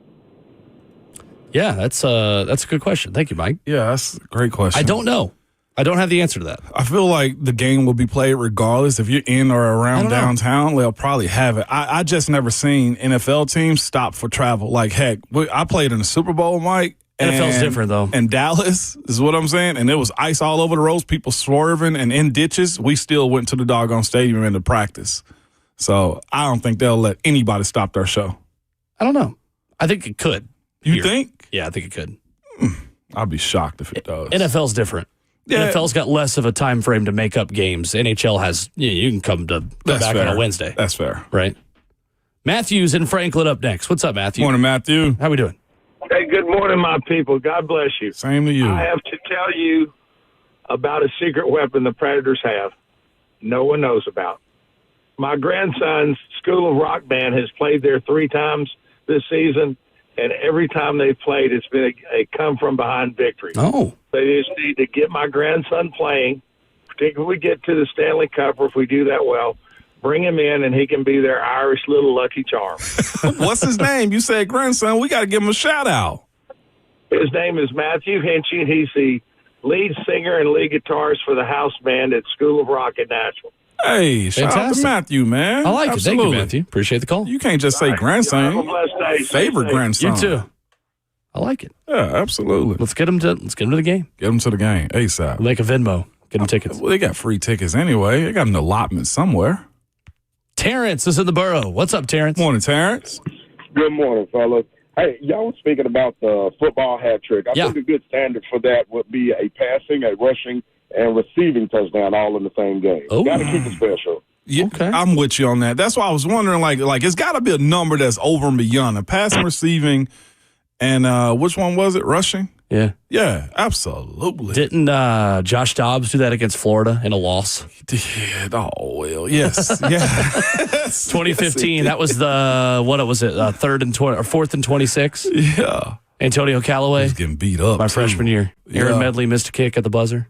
That's why I threw the number up, because I can imagine hat tricks happen often in hockey. No, yeah. Exactly. So it's his second, though, in the last 25 games. 3 touchdowns. 21 games. Is it? Wow. Yeah. That's tough. Does he make All-Stars with that type of performance? I'd imagine so, yeah. I'd imagine so. Hawk?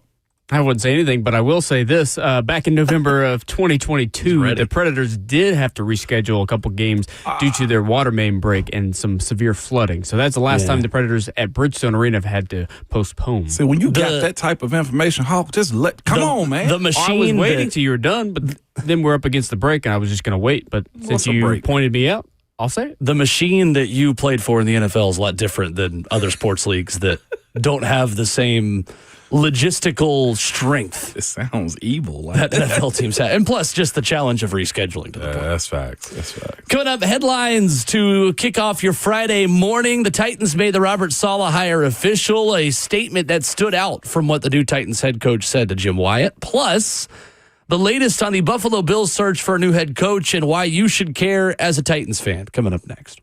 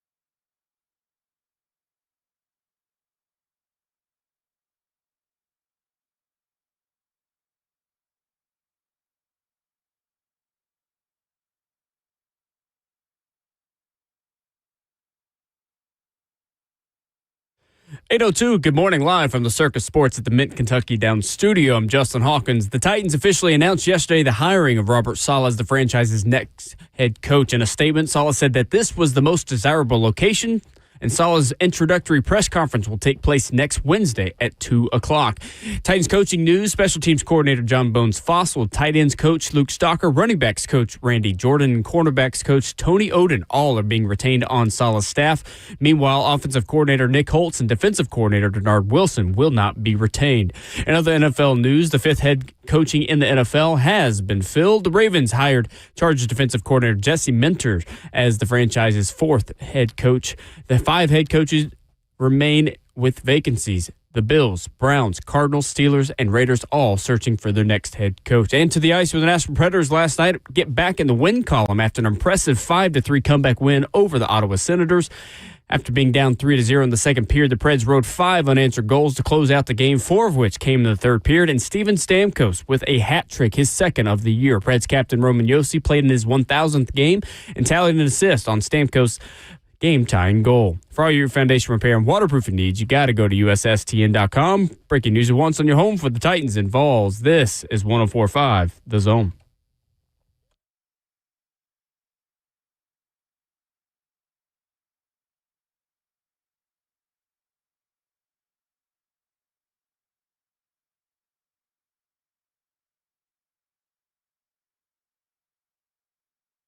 Away we go into hour number 3, second half for your Friday morning right here on Ramon and Will.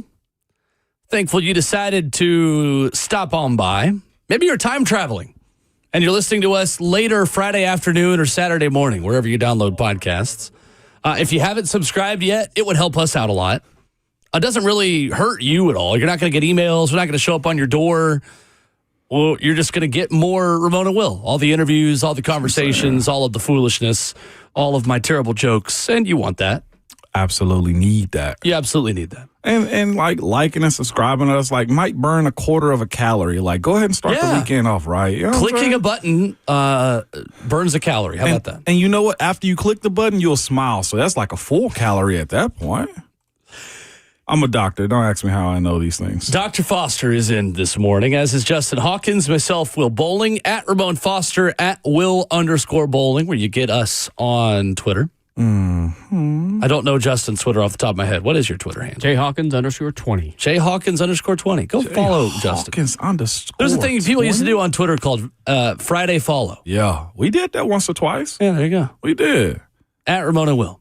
You can find all of our handles there. You can talk as good or as bad about us as you want to on those apps, man. Let's go. I prefer the good, but I understand. We ain't your cup of tea. I get it. You know what I do hate, though, real quick, is you talking about shoe brand. The coolest shoe sizes only go to a 13 on this site we're looking at, and I absolutely hate that. I'm a 14, which is a prime size. Annoying. No, it is. Is that very prime? annoying. It is. Seems large. You know what, Hawk? Meet me outside. How about that, okay? Because you're not a dad yet, and that was an attempt at a dad joke. And all right, fine. That would. Come on. See you on the break. Now think about your problems. That video is in like the prime of YouTube. It was. All right, up there with So Charlie good. Bit My Finger, the llama song. I love Charlie. Daniel, the white vans. Too. Yeah. Back at it again with the white vans. What was the one? When I was in, what was the one with in the high shoes? school. Like, what are those? What are One of those? those. Now we're getting to Vine. I was talking about YouTube. Oh, is that a Vine? Like the Ain't Nobody Got Time for That video on YouTube. Beautiful. The Leprechaun in Alabama. Yes. I saw another one. That's what you can tweet at us. What's your favorite YouTube video? At Ramon and Will. You gonna have time this weekend. Yeah, that's right. Yeah. What's that one? Ain't nobody got time for that. Yes. It was a lady during COVID that said, coronavirus. I'm not familiar with that one. My neighbor, man, I gotta give my little guy a shout out, man. My neighbor Maddox, man. Maddox is in, I think, the 6th grade now. He's our neighbor. Shout out to Shad and Steph, man. I'll never forget when COVID was real strong, and Shad and I were talking, his dad, and Keisha walked outside for a little bit, my wife, and Maddox, who I love, that's my little guy, is my neighbor, is right next door to us. He yells out just like that kid, "Hi, Miss Keisha, I heard you got the corona." The Corona is great. It was so hilarious how he said, just kids just in there, "Hi, Miss Keisha, I heard you got the corona. It's the world we lived in for a long time. What a time, man. Shout out to my guy. I found the little bit. I can't play it because it cusses, unfortunately. But Cardi B is the reason why the coronavirus or whatever. Yeah, she's like freaking out, and then Or the little kid, can I pet that dog? Oh, that's a great one. Can I bet that dog? Can I pet that dog? All right, real quick. Favorite YouTube video? Don't think. Go. Favorite YouTube video? I'm not a YouTube guy. What? Favorite YouTube video? Give me a second. You surely have a favorite YouTube video, though. Mine is really Stewie. Mom. Mommy. Okay. Ma. That's not exactly what I was thinking of, but that's fine. What you got? Just something that's just like YouTube, like like something from a TV show. The Greg Jennings. Put the team on his back. There you go. Put the team on his back. Let's go inside the mind of a Greg Jennings. He goes, "Oh no, my leg broke. Oh no, it's Darren Sharper, the most hardest hitting safety in the league." Man, that video went triple platinum in my friend group in high school. I love that because I love how he said the most hardest hitting safety in the league. No, we could play that right now. Put and the still team goes. on my back. I think that one definitely cusses. Oh, what a time! We'll get back to you on that. Mine, I have a top 3. The Leprechaun in Alabama is number 1. Always will be. That's classic. Are y'all familiar with that? Yes, the absolutely. news story of Crichton, Alabama, where they thought they saw a leprechaun. They did. Oh my gosh, it's so good. Number 2 would be the Boom Goes the Dynamite guy. Boom Goes the Dynamite? Oh, I probably heard it, don't remember all right, it. We're going to play that in the 4th hour. Okay. We are introducing Ramon to Boom Goes the Dynamite. Okay. Have you heard this? No, I don't. I don't watch. The only YouTube videos I ever watch are like funny animal videos. All right, no, you know what? We're not doing it an hour 4. We're doing it at 8:45 after we do our OC discussion at 8:20. That works for me. This is the equivalent of we're going to have class outside this morning. If 3HL can turn the lights off in here just for Brent Doherty's entertainment, then we can talk about fun YouTube videos, all right? We going to. This is exactly what's happening, baby. The Titans hired Robert Saleh officially yesterday. He told Jim Wyatt at TennesseeTitans.com.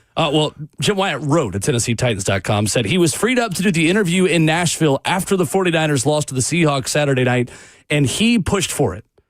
Saleh arrived as a finalist after the team search committee felt good enough about him from the information they'd gathered during the process. Ramon, it is clear through everything we know about Robert Saleh how badly he wanted to be the next head coach of the Tennessee Titans. No doubt. All they were just doing, since we're doing old school stuff, all they were doing, Will, was just waiting for one of them to pass a note. Do you like me? Yes, no, or maybe. And they both click yes on that, man. I think it's super unique when both sides can come to a mutual agreement of what they both want. Robert Saleh, again, just big boy in the process and said, no, I'll see you in town. And he did not leave. We mentioned this earlier in this process, too. I told you a good buddy of mine told me, watch who's the last person in. Robert Saleh was the last person in, and that was a match made right there, I think, in football synergy. He's the type I think this fan base wanted. Let's just start there first. The mentality of him, what he's bringing to the table, and despite what happened with the Jets, I think a lot of people are willing to give a mulligan to his process and how that unfolded with the New York Jets because I think at the core of what he is, he's a good coach. And now, I will say, I think that's the difference between he and what Matt Nagy had going on, who I think, or we know now was a finalist for this job, was Robert Saleh was able to easily get back into the saddle, show you his work, and prove that his methods are effective in the NFL. I think the conversation about Matt Nagy was one, the CEO type, and I was for that, of course, of him building a staff to get the production that you needed out of his team. But Saleh's mindset tape was direct. I don't think Matt Nagy had that at all when he went to Kansas City. It was always Andy Reid and the Temptations, basically. Yeah, and Robert Saleh, when he was a coordinator, was more in charge of that side of the ball. I mean, anytime you're coaching with Kyle Shanahan, the defense is all yours. Yes. Yes. It also means now he is looking for the equivalent of him in San Fran on offense here. Yes. Which we're going to talk about in a minute because I've got it down to 4 options. I think that's going to be the next Titans offensive coordinator based off of a report yesterday. Bill's interview schedule is significant to the Titans because it feels like from what has been said, what's out there, that Brian Daboll is Robert Saleh's number one. Based off of Diana Rossini's reporting that if Brian Daboll does not get the Bills head coach position, he is expected to be named the Titans offensive coordinator. That, to me, speaks volumes, that Brian Daboll is the guy if he makes it to the Bills process. So the Bills process is becoming clearer. Today, they will speak to expected Chargers OC Mike McDaniel. Tomorrow, they'll talk with Commanders run game coordinator Anthony Lynn and former Dolphins head coach, or Dolphins defensive coordinator Anthony Weaver. And on Sunday, they will talk with Jaguars offensive coordinator Grant Udinsky.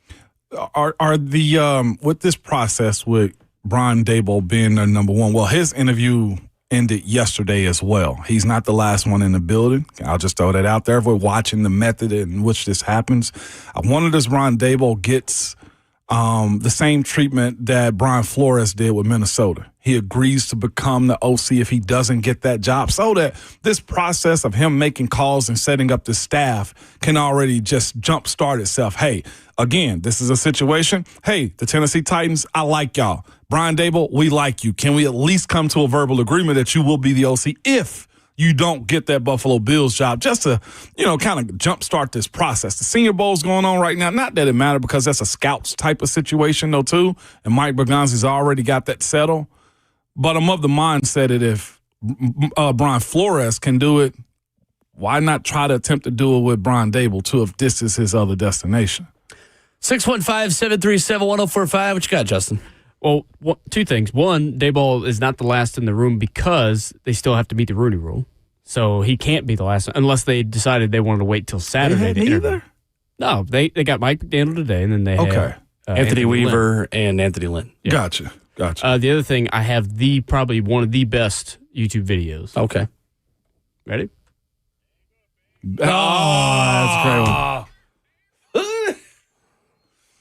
That's good. That's good. July 1st every year, baby. Very strong one. All right. Coming up. Okay, we're good. It's a great video if you've never seen it. Thanks to the caller that called in about it. I totally forgot about it. See, maybe I need to narrow down the topic because to me that's just like a Twitter video. I don't know if that was ever on YouTube. It is now. Yeah, I know it definitely is now. Definitely is now. It certainly counts. Now. Certainly counts. I think viral videos. Just straight viral video. That's a better way to put it. You're right. Yeah, no doubt. 100%. Who is your top choice for Robert Saleh's offensive coordinator? 615-737-1045. Open to your feedback on this. I've got it down to 4 candidates based off of a report we heard yesterday. And we've got a poll up at Ramon and Will. Brian Daboll, Cliff Kingsbury, Bobby Slowick, or Arthur Smith. Choose your fighter. We'll tell you the positives and negatives on each of those 4 candidates coming up next.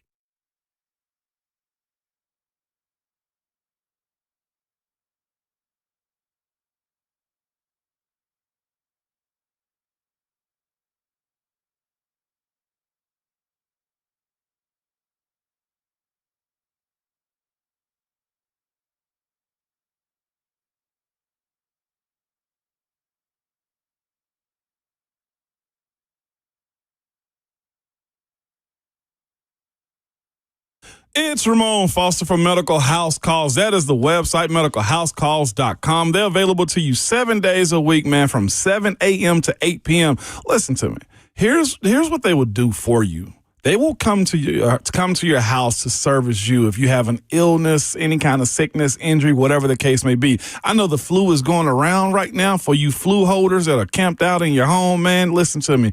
You can get somebody over to your house to get you some meds, maybe an IV if you need to help you kind of boost yourself back and get back under the right amount of help that you're looking for, man. We understand that people hate going to the doctors or having people just ask you a million questions. Well, at least you can do it at your home or where you're most comfortable at by going to medicalhousecalls.com. I've actually used them myself, and I'm here to tell you it works. They are some of the best, most professional people that you'll have coming into your house, whether it's urgent care at home, IV, therapy, it doesn't matter. As I just told you, from fighting the flu to performance-enhancing cocktails, their nurses will come to your door and administer IV to get you back better and feel better faster as well. If you're feeling fatigue, persistent illness, or difficulty focusing or being productive, there's an IV therapy for you too. But it's not just that, man. They can do your labs. They can get you a quick exam, all the things that make you feel back to normal. I trust them. And again, I'll tell you, they're good. You can call them or text them also at 615-838-2375 or use a website like I told you. It's healthcare designed for your life at medicalhousecalls.com.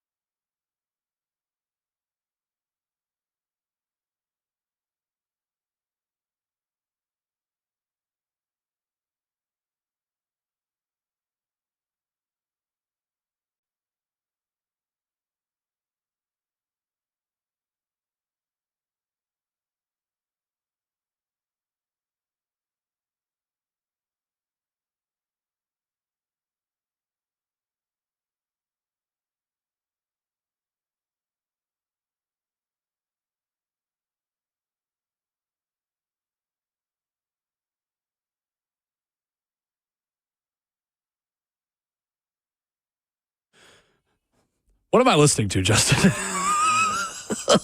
I ain't got a clue. Choosing your fighter. This is your preview to choosing one of the 4 options of offensive coordinator. I feel like I'm at a high school dance. It's kind of what it feels like, doesn't it? Okay. Ramona Will, 104.5 The Zone. Ramon Foster, Will Ava Bowling. Max. Who? Never even heard Ava of Ava Max. Max. I need Ava minimum. Oh, very good. Very bad. Not Ava. Choose your fighter. Not Ava Max. I need Ava Min. Respectfully. Oh, my God. I was today years old when I learned that was a human being. All right. The Titans, I think, have, according to Tom Pelissero, I'd say 5 options at OC. I'm going to narrow it down to 4. With respect to Adam Stenavich, the offensive coordinator of the Green Bay Packers, who was assistant O-line coach in San Francisco when Robert Saleh was there. I would be surprised to see a first-time play caller get this offensive coordinator job. Fair? Yeah, fair. Very fair. It feels like the other options out there all have offensive coordinator, play calling. I've been an OC for a defensive head coach before. You need somebody that's going to have to be able to handle where I continually say this, and I think there needs to be a reshifting and just mind bending of what it takes to be a good offense as of late, because I don't think this group has experienced good offenses at all, Will, in the last 2.5 years. Hey, even the last year, Vrabel, for the most part, it wasn't good. And I think the push and the string and a little bit of a jerk that you're going to need to force this group to push harder is going to be necessary. So I think you need somebody that has some experience. Not only that, but know how to get the most out of guys moving forward, too. It's the same thing that we heard from Nick Wagner yesterday about how Robert Saleh was able to get the most out of guys that were non-starters and their importance to the game and how everybody's got to put their hand in the pile. Robert on YouTube says Bozo the Clown would be a good fit there in Tennessee for OC. No, Liam Cohen's already the Jags head coach. He's not available. Okay, station to station. I'm taking us. We have to hate Liam Cohen. Ain't nobody, Robert Saleh's the head coach. Ain't nobody taking us in a one-on-one matchup show to show. I'm telling you, okay? So you talk your stuff, Will. If they hear about it, good for us. It just means we worldwide out this thing. All right, so Tom Pelissero yesterday tweets, the Titans continue to work through offensive coordinator options with Cliff Kingsbury, Arthur Smith, Brian Dable, Adam Stenavich, and Bobby Slowick among the potential options per sources. All have OC experience as Robert Saleh looks for the right man to work with quarterback Cam Ward. I have taken 4 options here. First of all, because Twitter only lets you do a poll with 4 options. And our options are Brian Dable, Cliff Kingsbury, Bobby Slowick, and Arthur Smith. You can vote for that on Twitter at Ramon and Will. And Ramon, I have compiled positives and negatives for each of these 4 coaches. Brian Dable, Cliff Kingsbury, Bobby Slowick, and Arthur Smith. Do we want to go in order of best to least likely options? Or do you want to start with the outside candidates and work our way up? Dealer's choice. Let's go outside choice. Matter of fact, start with Arthur first. No, that's where I was going to start. All right, start with Arthur. So far on our Twitter poll, 2% of you have Arthur Smith as your top. I just said that. Yes. I swear, I'm going to stop acting like it's Friday at this piece. At Ramona Willis, where you can vote on our Twitter poll between Brian Dable, Cliff Kingsbury, Bobby Slowick, Arthur Smith for top choice for Robert Saleh's OC. This is what happens when we have class outside. It is, man. See, now I've ruined We're looking at the birds and the we're going to go back inside. We're going to have a pop quiz next. All right, the door's shut. We're back in the classroom. Here we go. Arthur Smith, Ramon, the positive on him. What is in Arthur Smith's favor as an OC candidate in Tennessee? Run game, hard-nosed mentality. Period. Simple. Big play action. You're going to get more from Cam by minimizing him and asking him to do a little bit less, and the foundation of your offense would be in the run game. It might not be as fun. It might also be the best thing for Cam Ward's long-term development, letting him come along with the offense. This is where I kind of am on Arthur Smith. The positive is Cam Ward would be the most talented quarterback that Arthur Smith has ever coached. The negative is Cam Ward would be the most talented quarterback that Arthur Smith has ever coached. Young and talented, because A-Rod, I think, takes it. Well, of course, right. Like 42-year-old Aaron Rodgers, or however old he is, is not as talented on paper. I just want to prevent you from some trolls. So, woo! Of course, Aaron Rodgers is absolutely over his career. Young and talented, though. Right. Yes. The good part about that is Arthur Smith's never really had a chance to coach someone like Cam Ward. The bad part is he's never had the chance to coach someone like Cam Ward. You're taking a risk there. Does Arthur Smith's style, Ramon, set Cam Ward up for success, in your opinion? His scheme? It can if it's working. What I mean by this, I didn't see Arthur Smith's offense in Pittsburgh have foolproof, I guess, moments in it, or foolproof plans in it. This is a better way of saying it. You're either chucking it down the field or Aaron Rodgers was trying to create outside of the pocket. They didn't have an explosive pass game in Pittsburgh. That's what I'm saying. There wasn't one. It is 20 yards maybe at a time is the way, or somebody breaking down on the play. How much of that was because of personnel in Pittsburgh and, you bring in one receiver, you trade another? I would say that was the case, but I didn't think he had it in Atlanta either. Yeah, and that's kind of part of the issue. Like, I think Arthur Smith's a really smart guy. I think he's a solid offensive coordinator option.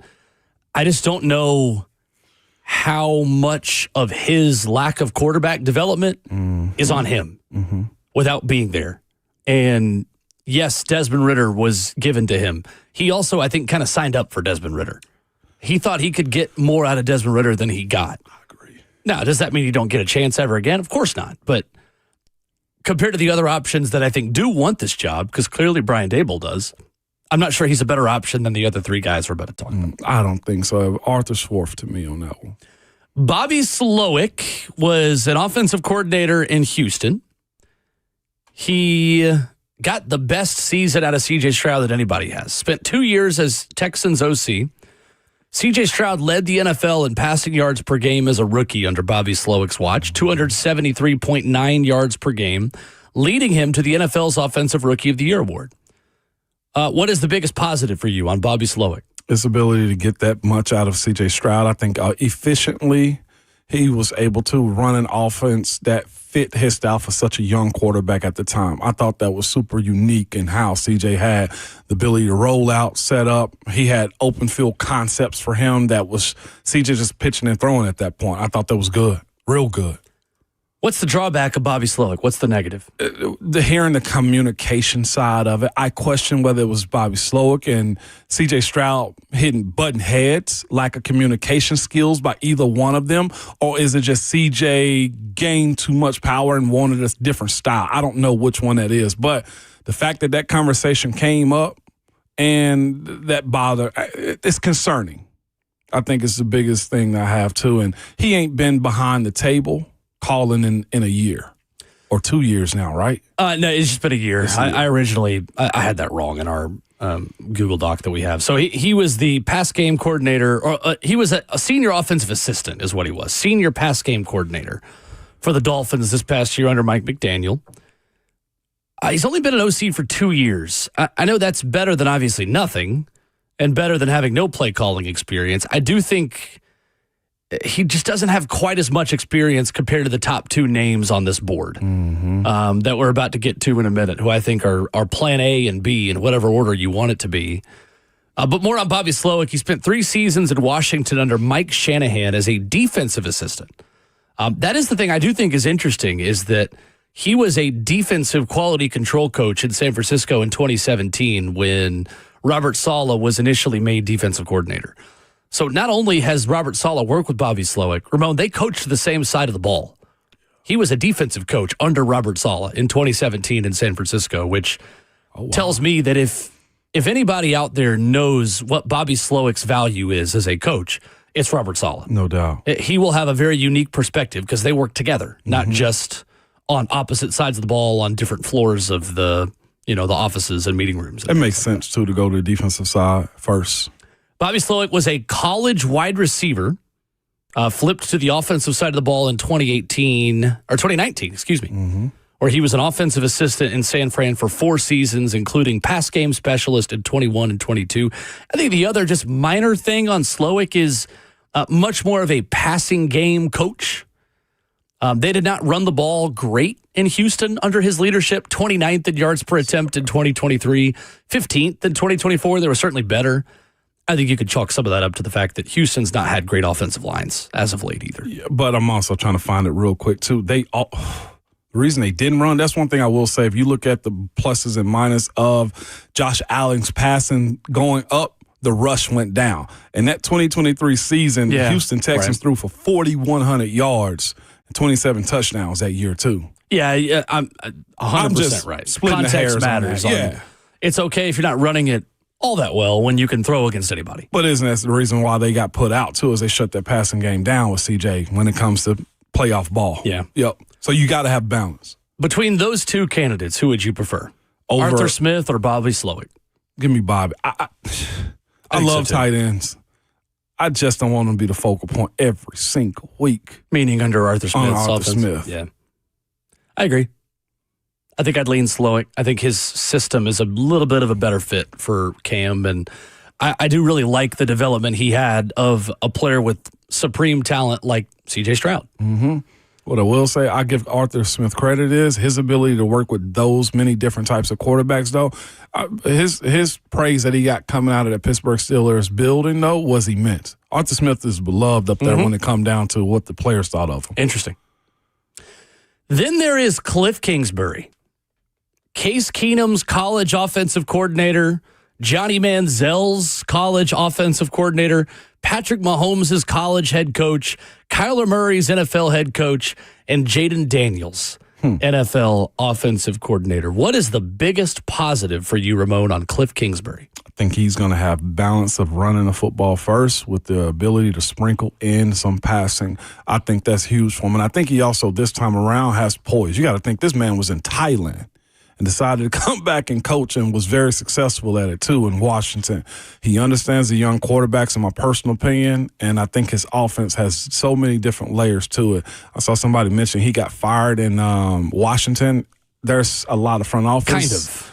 Yeah, there's a lot of front office issues, and I think he and Dan Quinn had a little bit of a thing at one point in time, too. And there's reporting out there that players were not happy about him being let go. Yes. In Washington. The reporting I read was from ESPN's Jonah Keim that Dan Quinn wanted a more traditional, run-heavy, clock management-driven approach, even though that goes against what Cliff Kingsbury has always been. The Commanders had the 5th highest rushing rate in the NFL over Kingsbury's 2 seasons as OC. However, some of that actually is inflated. I don't think of this as a run-first offense. I think of it as an RPO-first offense. And in a part of that, the quarterback has the freedom to pull it and run himself. So they had the most quarterback rushes in the NFL over the last 2 seasons. 24th most running back runs. So in terms of traditional running back carries, that's not what Cliff Kingsbury is going to give you, but it was tremendous for Jaden Daniels. That being said, here's my negative. You are putting your quarterback in harm's way by relying so much on the quarterback run. And this is no slight to Cam Ward. I think if Cam Ward was sitting in this room, he would agree with this next statement. Jaden Daniels is a different kind of quarterback than Cam Ward is. Jaden Daniels is closer, not to say anyone's Lamar Jackson. Jaden Daniels is closer to a Lamar Jackson kind of athlete than Cam Ward is. Cam Ward's a great athlete. I'm not taking anything away from him. I don't see him as much of a run-first quarterback. I think he is scrambling and running to throw, not running to run. Is that fair? I think you're 100% correct on that. The option is always there for him, but he usually throws it if you're talking about Cam Ward, right? Right. Yeah. The positive on Washington, and this is the thing that I think goes under the radar, offensive success rate this season, Ramon, for all 32 offenses in the NFL. They were still 12th in offensive success rate with Josh Johnson and Marcus Mariota still starting games for them. Wow. I think Cliff Kingsbury deserves more credit for the way he kept that offense somewhat afloat. I know they weren't good. Washington was really disappointing this year. It seems like from the reporting that's out there, that's more of a Dan Quinn problem to me.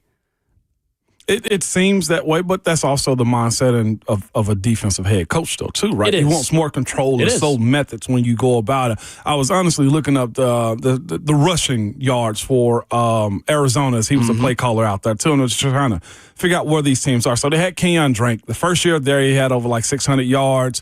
Chase Edmonds had 448, and Kyler Murray had 819 in his second year. That offense has progressively gotten better, but to your point about the flexibility of a running quarterback, Kyler Murray's small in stature himself. He's also had injuries because of hits and stuff like that, too. So that's the balance. This year, in general, Jaden Daniels has had the exact same issue, too, as far as running the football. So to your point about his negative, it might be the protection of the quarterback. That is my negative, Yes. I ride with you on that one. That makes sense. 4 offenses in the top half of the league in scoring in his 6 years as a play caller, Cliff Kingsbury. 3 of them were top 10 in total yardage. That's the other question I think that Robert Saleh's got to answer, to your point about the way defensive coordinators relate to offensive coaches. Are you giving me full freedom? That's my question if I'm Cliff Kingsbury or Brian Daboll. Are you giving me full freedom to maybe put your defense in some tough spots? Because we're having the same conversation about Cliff Kingsbury and his system, Right. kind of to what we're having about Josh Heupel in Tennessee. What's that balance between tempo, being fast-paced, taking shots down the field, but also taking risks that might have you run some minute-and-a-half long drives to put your defense at a little bit of a difficult spot? That's the question that Robert Saleh's got to answer, that I imagine he answered from Titans ownership and from the front office. How willing are you to give your offensive coordinator total control of your offense? I think Cliff Kingsbury would have to have total control of the offense, because we saw what happened this year when Dan Quinn, I think, kind of took some of that control away from him. It wasn't the right fit with the personnel that he wanted for his offense. I will say this, too, coming from where Robert Saleh is coming from, I feel like Kyle Shanahan allowed him to do his thing defensively. Agreed. I would think that matters, Yeah. and he's more understanding of, look, that's your thing, this is my thing, because there's benefit in trusting your coaches to do their job. I saw you put that in our rundown, like hovering over somebody's shoulder to watch them do their job is no real productive way of doing work. And that's where I would, I feel like what San Francisco's done and the coaches that have come out of that building as of late from Kyle Shanahan, they believe in the independence part of it. Sure. They treat it like the government, right? I do think the difference, though, to the analogy you're making is that the way a defensive coordinator does his job doesn't affect the offense the way an offensive coordinator's play calling affects the defense. Well, I would add this to that, too. I look at defensive coordinators in those positions, the good ones, and we think Robert Saleh is a good defensive coordinator. They train the mindset of their players. We don't care where we got to put the ball down. We got to go defend it. So if you do trust Cliff Kingsbury to run that offense how you want to, that understanding is built in, that my defense is always going to answer the call. Right. We're going to get the turnover when we need it. And the reason I make the statement I made is because, again, giving full autonomy to an offensive coordinator to run tempo, and you might run 3 plays in 45 seconds. All of a sudden, you don't have time to correct the things that you saw on the Surface tablet with your defense, and they're back out there and they're tired. On the flip side, if your defense is called a certain way, I don't know if that, and maybe I'm wrong. No, you're right, because I don't think that makes as big of a difference. So, like, are we 3-4 or 4-3? Or are we blitzing? Are we sitting back? Like, I don't know if that makes a huge difference to your offense at the time that they get to make corrections. And maybe it does. I don't know. To your point, it creates angst. I've been on the field where we're running tempo, quick 3 and out, 3 and out, 3 and out. We've had 3 series, and the defense gets ticked off. Yeah, I'm sure. And coach will tell them, shut the hell up and go back out there and defend the blade of grass we need them to. Like, that, to your point, Will, is what I think a defensive head coach does, because that's what Coach Tomlin would report. Positive and negative on Brian Daboll. I mean, the positive is just Josh Allen, right? Like Josh Allen, Jackson Dart, Daniel Jones, quarterback development for Brian Daboll. I do think with Brian Daboll, the understanding of having a running back is important to him. I'll throw that out there too. I like that side of his offense. Just looking at Saquon and who would it have been in Buffalo? Was that early James Cook? May have been. Let me see. I'll check. You go ahead. But there's balance to his offense, and I think his level of being able to adjust to what's important to his team. LaShawn McCoy was one of his players. Yeah, okay. Shady. Prime Shady. Prime Shady. And Shady was dynamic. And I think if you're looking for that, as far as the Tennessee Titans' history and concerns are of what this franchise has always been, the running component will be there. Now, what you will see is the crescendo of passing go up, rushing goes down, right? If you want to maximize Cam's thinking, mindset, concept of the plays that he's going to be able to run, he's there. Now, the other part of it is, though, too, Brian Daboll seems to be a type of guy, Will, that might have the same exact mindset of a Cliff Kingsbury. They overly trust their offense. Their guys have to be their guys. And like watching him wanting to pour into Jackson Dart, I think that's a big positive in itself. Negative on Brian Daboll? Just from what I've seen you put out there, that bald head going to have steam coming out of it. Jordan Renan, I think is how you say his name, Giants writer, had a long piece when Brian Daboll got fired about the interstaff conflicts that Brian Daboll was a part of. Again, to play, the full context, like, you never know who's really at fault when there's staff conflicts or arguments, unless you're in the room. But multiple sources told ESPN to Jordan Renan that over the past 4 years, there never seemed to be any sort of consistency with Daboll's decision-making. There was the time he flipped a tablet at quarterback Daniel Jones. There was the sideline berating of defensive coordinator Wink Martindale that extended in and out of the locker room at halftime of a 2023 loss to the Cowboys. The constant explosions, Jordan Raanan writes, led to Joe Shane, the GM, listening in on the headsets during games to make sure Daboll was communicating effectively with his coaches. This season alone, there was a, quote, hate challenge following a tush-push non-fumble earlier this month and illegally, this was earlier in the season, illegally running into the blue medical tent while Jackson Dart was being examined for a concussion. That embarrassment cost Daboll $100,000 and the team $250,000. There's blow-ups with Mike Kafka. There's taking away play calling. There's getting it back. I wonder how that dynamic changes if he's not in charge of everything. Because as Coach Mack has told us a lot, there are a lot of people that will step in your office needing things when you're head coach that they don't need when you're offensive coordinator or defensive coordinator. It's just a question that's got to be answered about Brian Daboll. I will say this. When he was behind the scenes, not the head man in charge, it seemed like people loved him. That's how he got the head coaching job in New York, correct? Maybe that's where he needs to be. If he wants to rehash his career as a head coach, this reputation right here ain't going to fly. Running hot like that with a bunch of grown men that got the same livelihoods as you at stake, that just don't work. It just doesn't. So now, I know a lot of fan base is going to say, well, they need somebody to kick him in the tail. Yeah, but you can't berate and disrespect, man. You definitely can't do this in front of my players who I'm supposed to be in control of and leading. You can't take my leadership away from me. And maybe he needs this. Take a pick, Brian Daboll or Cliff Kingsbury? Take a pick, Brian Daboll. I'm going Kingsbury. I'm going Daboll. I like the tempo and the RPOs for Cam. I like the system, and I like the proven quarterback development for types of guys like Cam with Cliff. I have a question, though, about the two. I know we're up against it. Let's do it when we come back. 615-737-1045. Plus, if you've ever heard Boom Goes the Dynamite, we'll introduce it to you next.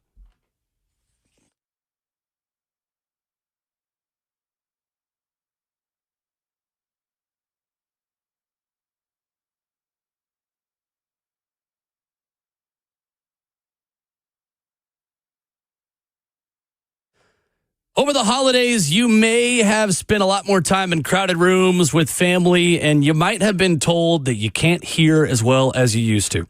Hey, it's Will Bowling. Well, I want to introduce you to Brentwood Hearing Center. They can help you with that. Their doctors of audiology can get you the latest hearing device technology on the market. They're going to take care of your specific hearing challenges. Brentwood Hearing Center deals with people all the time who come in with the advice of a family member, and they think that their hearing is fine.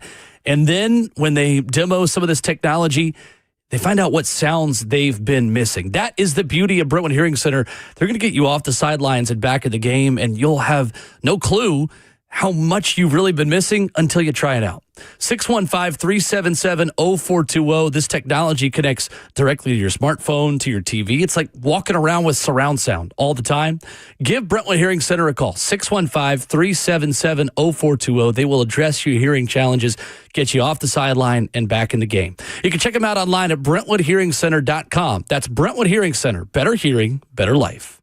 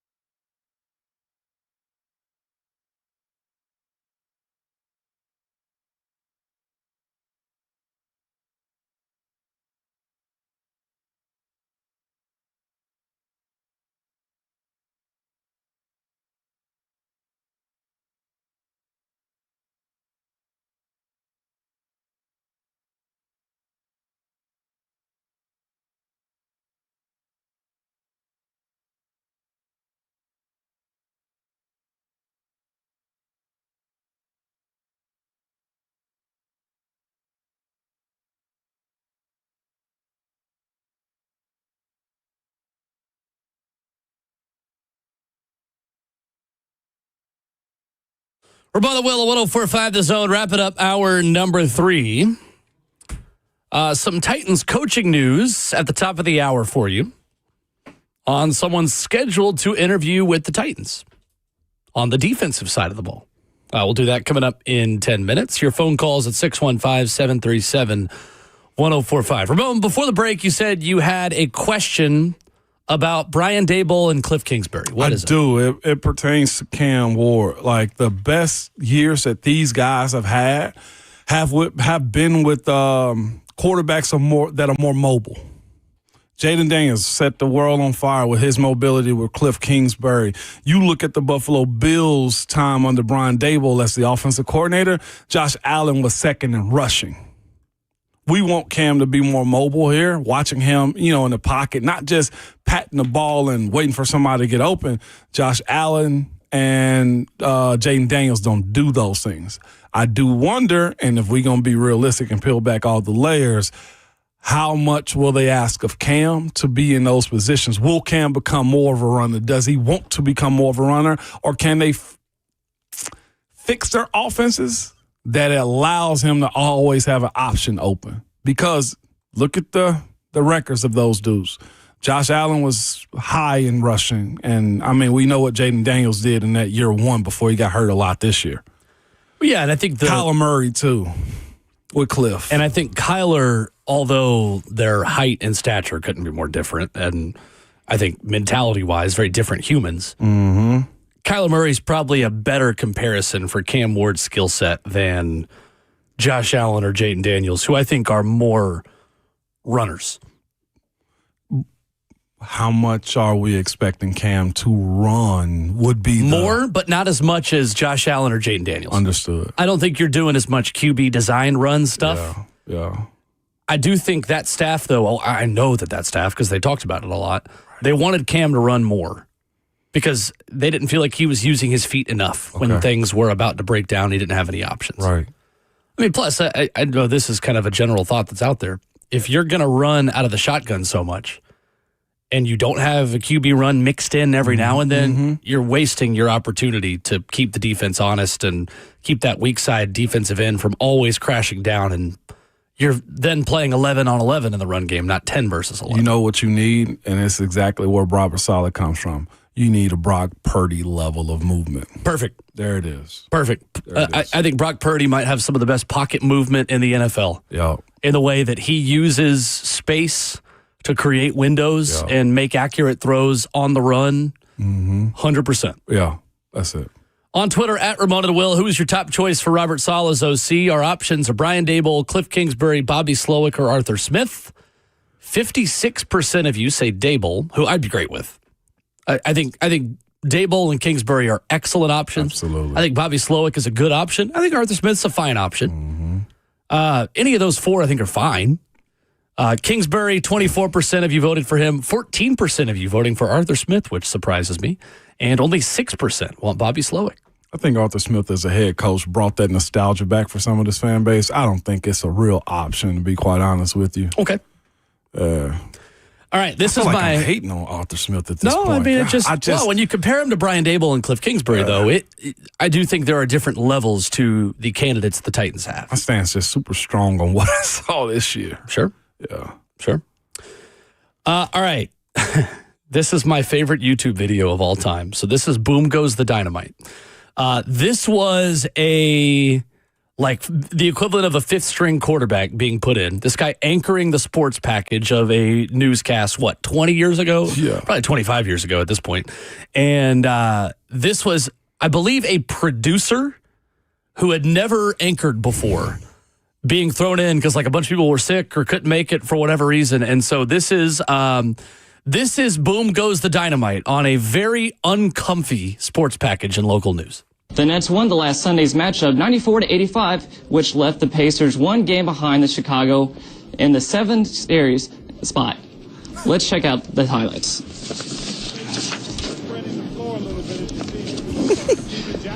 Steven Jackson to David.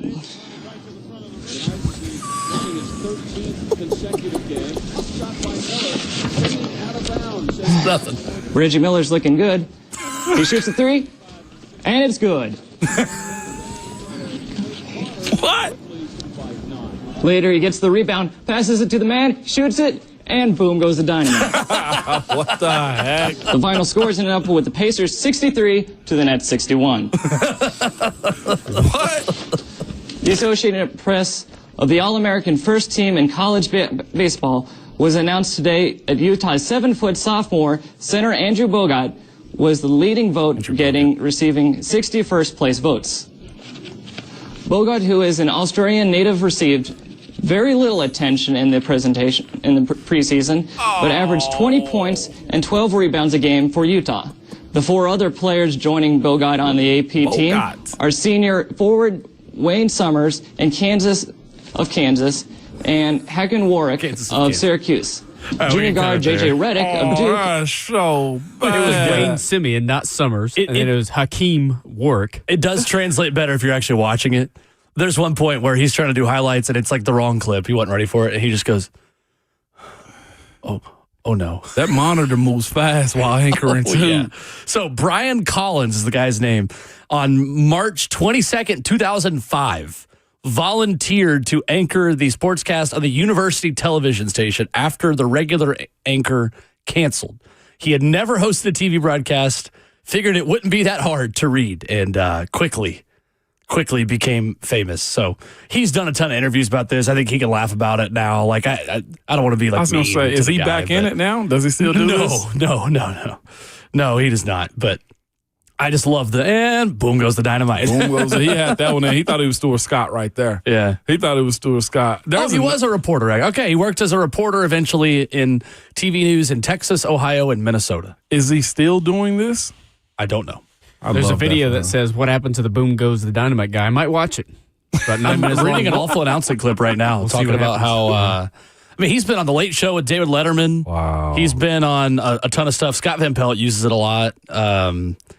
He eventually found a career in broadcasting, working as a reporter for TV news stations in Texas, Ohio, and Minnesota. Good for him. It's funny. He started the clip by going, "Oh no." I'm so sorry. And Lord knows, none of us are perfect, and we've all stumbled and messed up on stuff. But that is an iconic clip. And he's able to laugh about it 21 years later. Yeah, no, that's dope. Good for him. At least he's always got a resume builder right there. Coming Have you seen my video? What'd you say? I said, it'd be him. Have you seen my video? Yeah, right. Coming up, there is a report out there the Titans are interviewing a defensive coaching candidate that we'll tell you about next.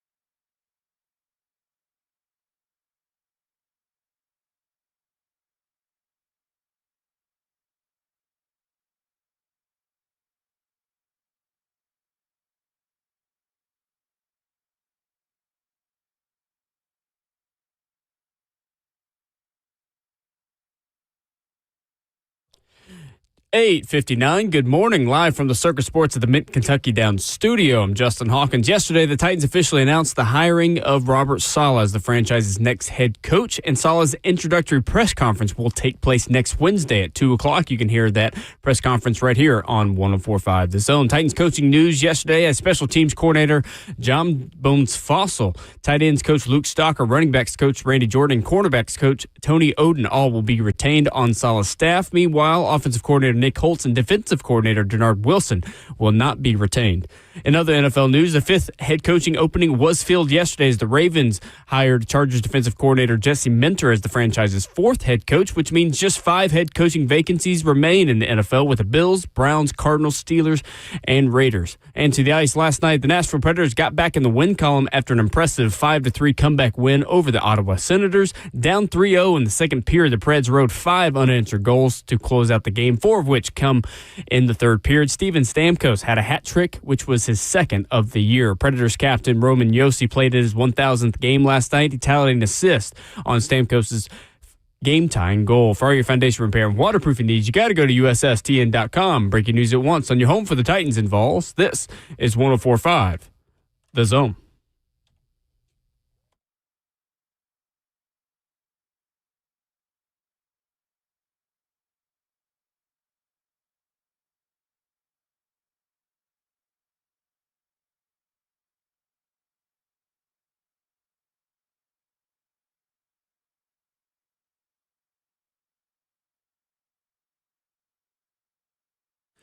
For the final hour of the show, hour 20 of another week, come and gone here on 104.5 The Zone. Ramon and Will on 104.5 The Zone and Zone TV.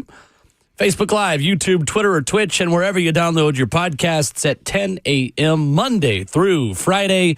He is the NFL vet, Ramon Foster. Justin Hawkins is at the controls, and I'm Will Bowling. In 20 minutes, Ron Slay will stop by. Yeah, you will. Talk some basketball, talk Robert Saleh, talk life. Anything in between. Whatever y'all want to talk about, we'll do it. That's absolutely right. Josina Anderson reports. Oh, no. We love you, Josina. She says, new. I'm told the Chicago Bears defensive backs / pass game coordinator Al Harris is scheduled to interview with the Titans on Saturday, per league source. There you go. Big time right there. Al Harris. Former player, understands it, probably relatability side of it too. As I mentioned before, Robert Saleh's ability to shore up the back end of his defense has got to go to somebody that has some experience and probably a level of communication too. Al Harris been a former player. I think he's been in the coaching world too for a little bit. He has been in the coaching world for 13 seasons. Wow. This would have been year 14. This was his first season with the Bears. He was most recently assistant head coach and defensive backs for the Cowboys in 2024, which he was elevated to after leading the secondary in Dallas since 2020. All-pro corner, 2 Pro Bowl nods for him at corner, 15-year NFL veteran.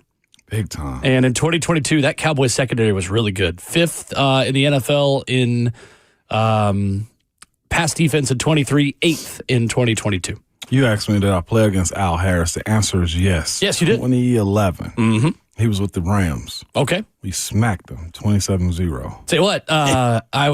Classic. His development of Deron Bland is certainly something that is in his favor. Yeah. Deron Bland being a young corner in Dallas who played very well under his leadership. And, of course, Trayvon Diggs, while he was still Trayvon Diggs. He's kind of fallen off this year. But I know what happened to him. Yeah, I don't know. It happened quick, didn't it? Yes, it did. 5 interceptions returned for a touchdown for Deron Bland under Al Harris in 2023.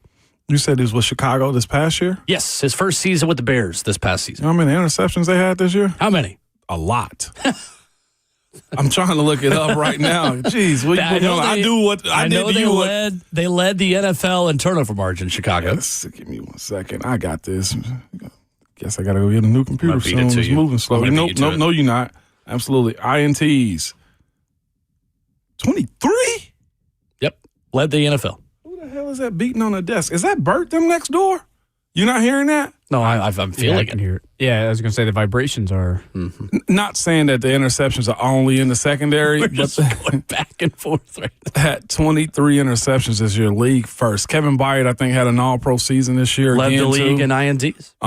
Yeah, big time. Shout out to Byard for that one, man. Again, you're right. I wonder if Deion Sanders still know who he is now. Yeah. Isn't that what he did when he actually got that all-pro that year? He was like, who was Kevin Byard or something? Wasn't like it? Yeah, it was like the whole just a fan thing. Oh, yeah. It's like, oh, you're just a fan? Like, no, man, I'm one of the best safeties in the NFL. I just put in a Byard had 7. Appreciate that. But yeah, that secondary, that defense was monstrous this year. You might as well go pluck and pull people where you possibly can. Mm-hmm. Yeah. So Kevin Byard. This was 2018. Got in a Twitter fight with Deion Sanders. Deion said the best safety in the league was Tyrann Mathieu. And Deion responded to Kevin Byard, side-eyeing that a little bit, and just called him a fan. Wow. Disrespectful. Deion, before you became a coach, was still prime. He didn't know who Kevin Byard was. He literally on Twitter said, "You're looking at who writers tell you who's the best. I know who players and former players feels the best. I rest my case. You continue to be a fan, and I will continue being the man. #truth." Don't do that. That's Deion Sanders, ladies and gentlemen. That's two guys that's kind of had that. Another one goes without saying, but Warren Sapp is that type too. So they're on staff together at Colorado. He fell into my mentions one time just randomly, really? Like a Sapp. Yeah, I don't even want to look it up because I'm just like, some people just give you bad vibes and stuff. Like I much rather not play a game with Warren Sapp at all because he a gold jacket and I ain't, and that's his trump card. All right, conference championship this weekend. What you got? Who's going to win? Broncos, Patriots, you feel good on New England? I feel good on New England. Not having a starting quarterback is detrimental. Broncos cover, Patriots win. I was so close to switching and saying Broncos win, but I'll believe it when I see it, that Jarrett Stidham can beat the Patriots defense. I just think at some point the fumble luck has got to go the other direction. And I think that Broncos defensive front is going to feast on the Patriots offensive line. I think it's like 16-13 Patriots. I think it's a low-scoring, classic AFC Central game. Obviously, neither of those teams were ever in the AFC Central, but it will feel like an AFC Central game. Right, no doubt.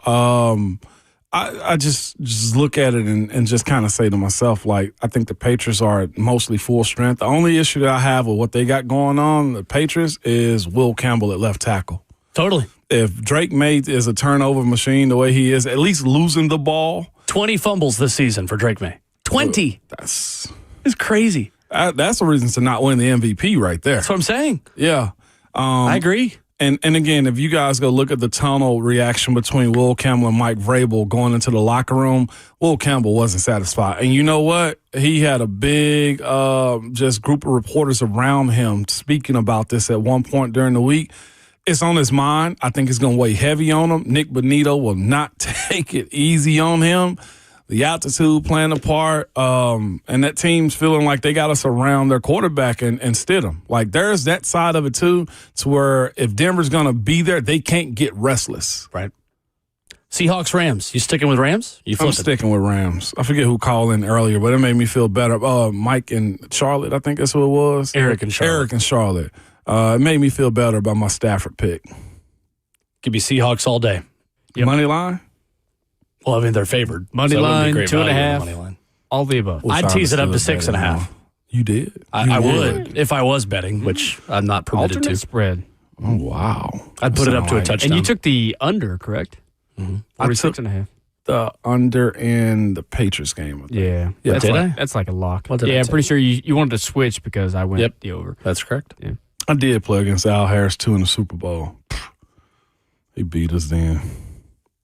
Super Bowl winning corner. And now he's depressed. Talking with the Titans. I'm depressed now. Here's something that'll cheer you back up.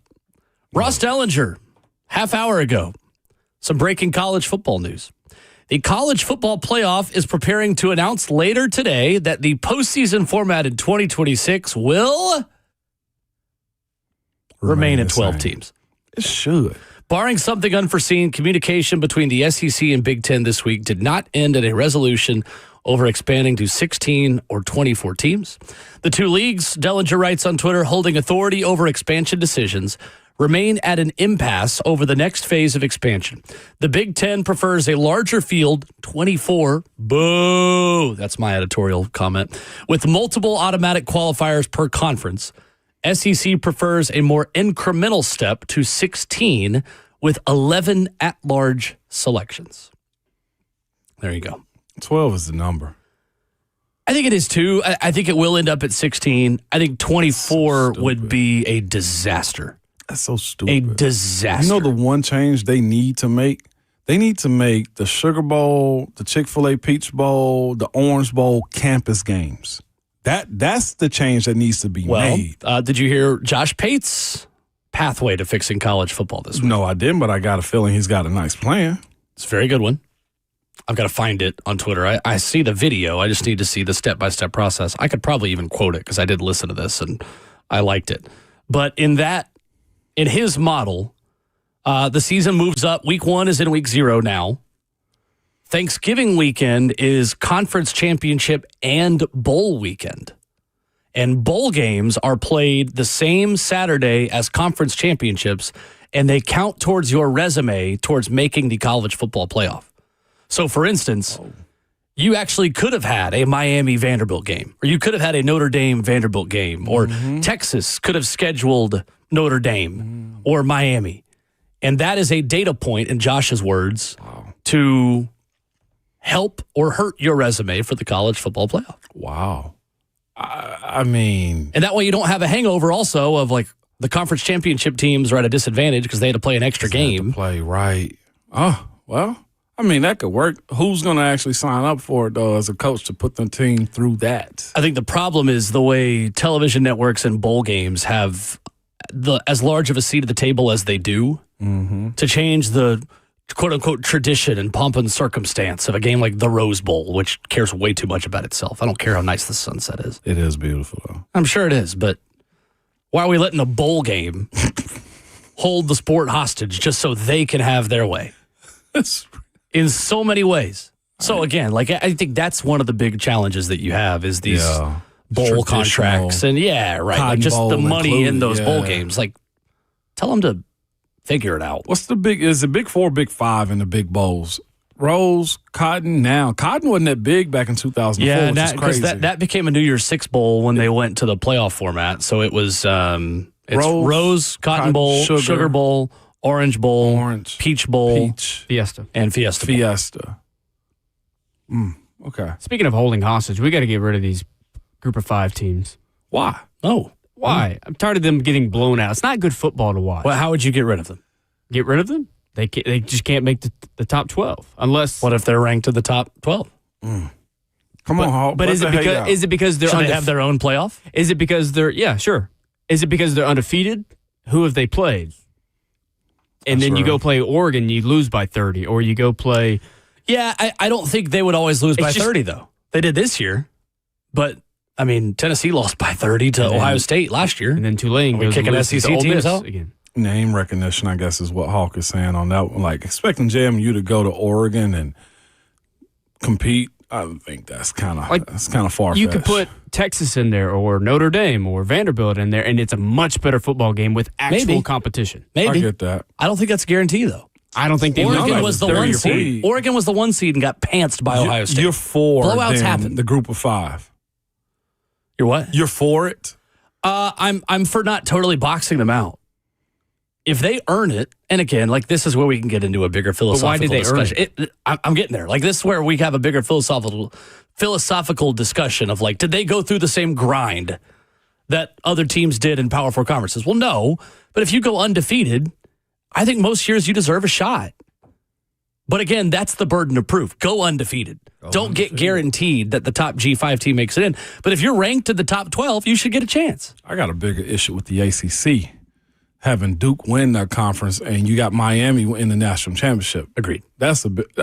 I ride with Hawk on that one too. Big. After watching it, made for a boring weekend watching them get smoked like that. Conference is too big. The ACC just needs to revise their strength of schedule, however they vote to get them into the conference championship, because Miami had no reason not to be in there. That's true. The conference won't exist much longer, so you don't have to worry about that much longer. Okay, cool. That's tough. I mean, it's just the reality of it. Like, the ACC's days are very numbered. Like the Pac-2 out here. Yeah. Oh, they're back. No, it's a Pac-8 now.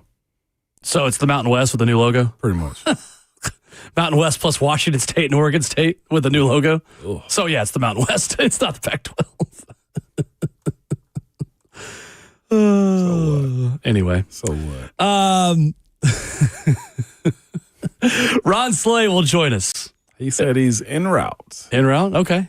En route, baby. He's got like 3.5 minutes. Talk college hoops, Ron That's it? Slay.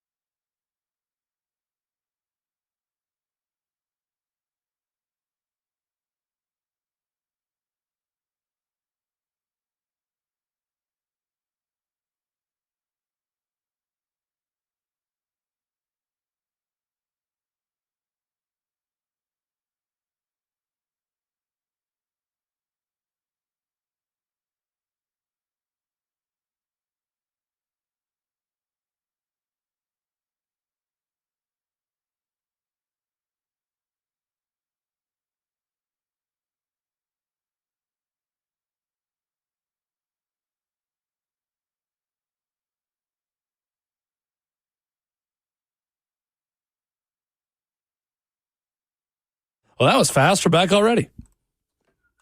Urbana Will 104.5 The Zone and Zone TV.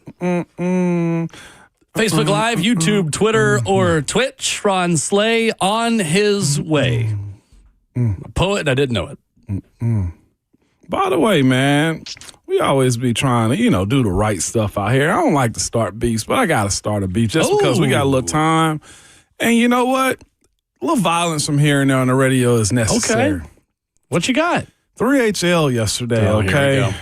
Can we do this after Slay comes in? You want to? All right, No, I got it. I'm kidding. Nah, I'm kidding. he I'm listening, kidding. and I need him come in hot defending is what it is, okay? I was going to say, because then he might not come in the studio. As we mentioned, start a beef. smile, okay? Because here's the thing about it, all right?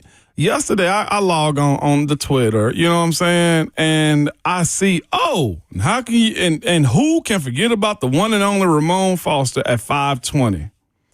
They did the original post, okay, at 2:38, okay? They had an airplane what Robert Saleh learned in New York. They did the swords with the Titans. Staff decisions have begun. They did a trophy with Cam Ward, left off NFL awards. Oh, wow. And discussion live from 3 to 6 on 104.5 The Zone with guest.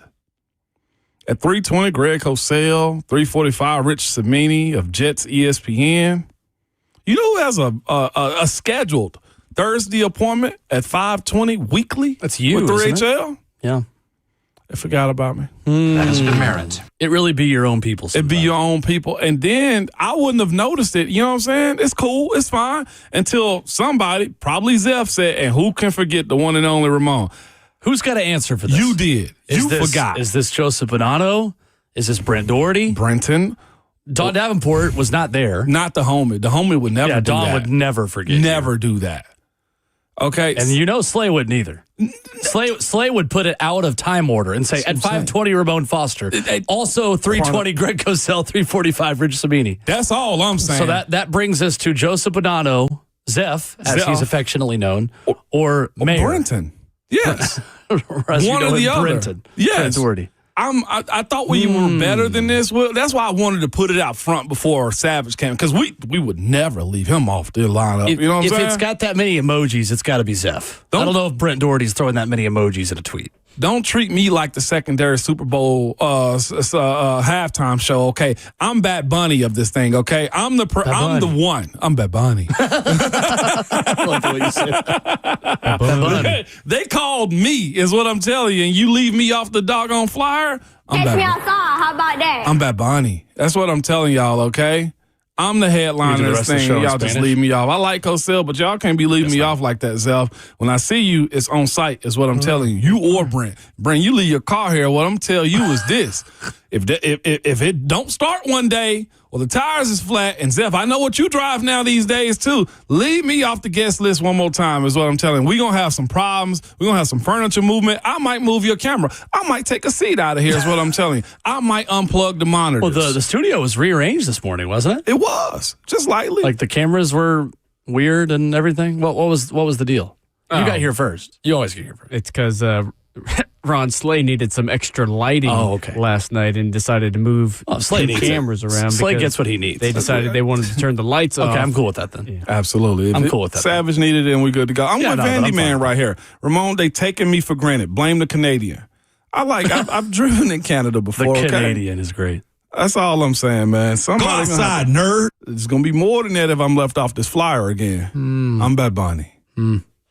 All right, well, we wait for Slay. Titanomics is called in. What up, Titanomics? What's up, Titanomic? Good morning.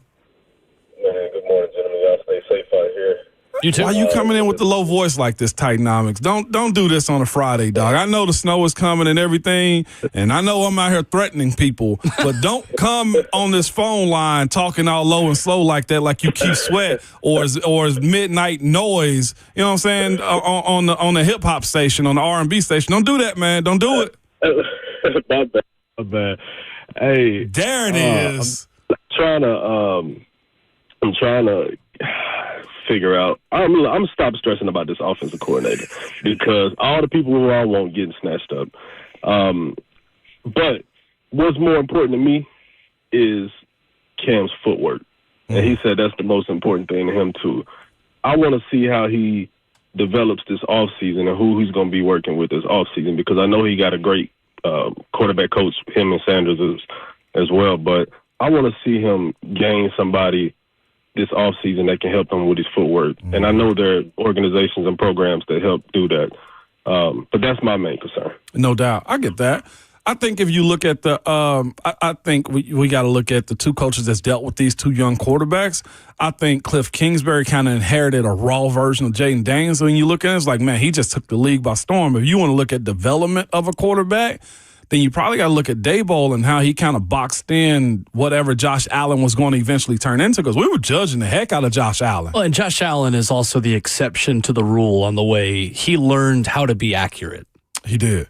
And he's still not perfect in accuracy. I mean, no quarterback is, to be fair, but that is the hardest thing to figure out how to do. Go from being an inaccurate quarterback to being an accurate one. And Josh Allen is certainly the exception, not the rule. Yes, for sure. But yeah, you're right. I mean, the footwork thing and the mechanics, it's a major question for whoever the offensive coordinator is to answer. And what does Cam retain? Like, Titanomics said, he's going to work with his quarterback coach this offseason. How much can he transition those practice reps, those workout reps to real, change when it comes down to them going to OTAs and minicamp? Sure. That's going to be the first sign of it right there. How has he settled into it? Titanomics, what I would tell you about you stressing, it ain't going to fix nothing right now. So be cool, little dog, as my big brother like to tell me. Yeah. Here's my other question on Cliff Kingsbury. Is it the best thing for Cam Ward to go back to a college-esque offense? We had the discussion before that, that's kind of how Brian Callahan wanted him to be. But here's the thing I'm asking, though. If you go Cliff Kingsbury, tempo, RPOs, you run that in 2026. Right. Here's where I'll go back to your point you made earlier this week. If that goes really well, Cliff Kingsbury may be a head coach again in 27. Are you then doubling down on the Kingsbury system without Kingsbury there to call it? Or are there enough similarities between that and the Shanahan tree where you can get someone from the Shanahan tree to run it instead? Are you switching systems entirely? Is it fair to say that Cliff Kingsbury's system is a little bit more one of one, is unique enough? Like, how different is what Cliff's doing to what McDaniel, LaFleur's, Slowick, and the Shanahan guys are doing? What are the similarities or differences between those systems from your perspective? The RPO side of it and moving the quarterback around, I think that's the similarities to your point, though, about how many legs and branches his offense has as far as if he left. Nobody be left behind that can run this offense. That is a concern.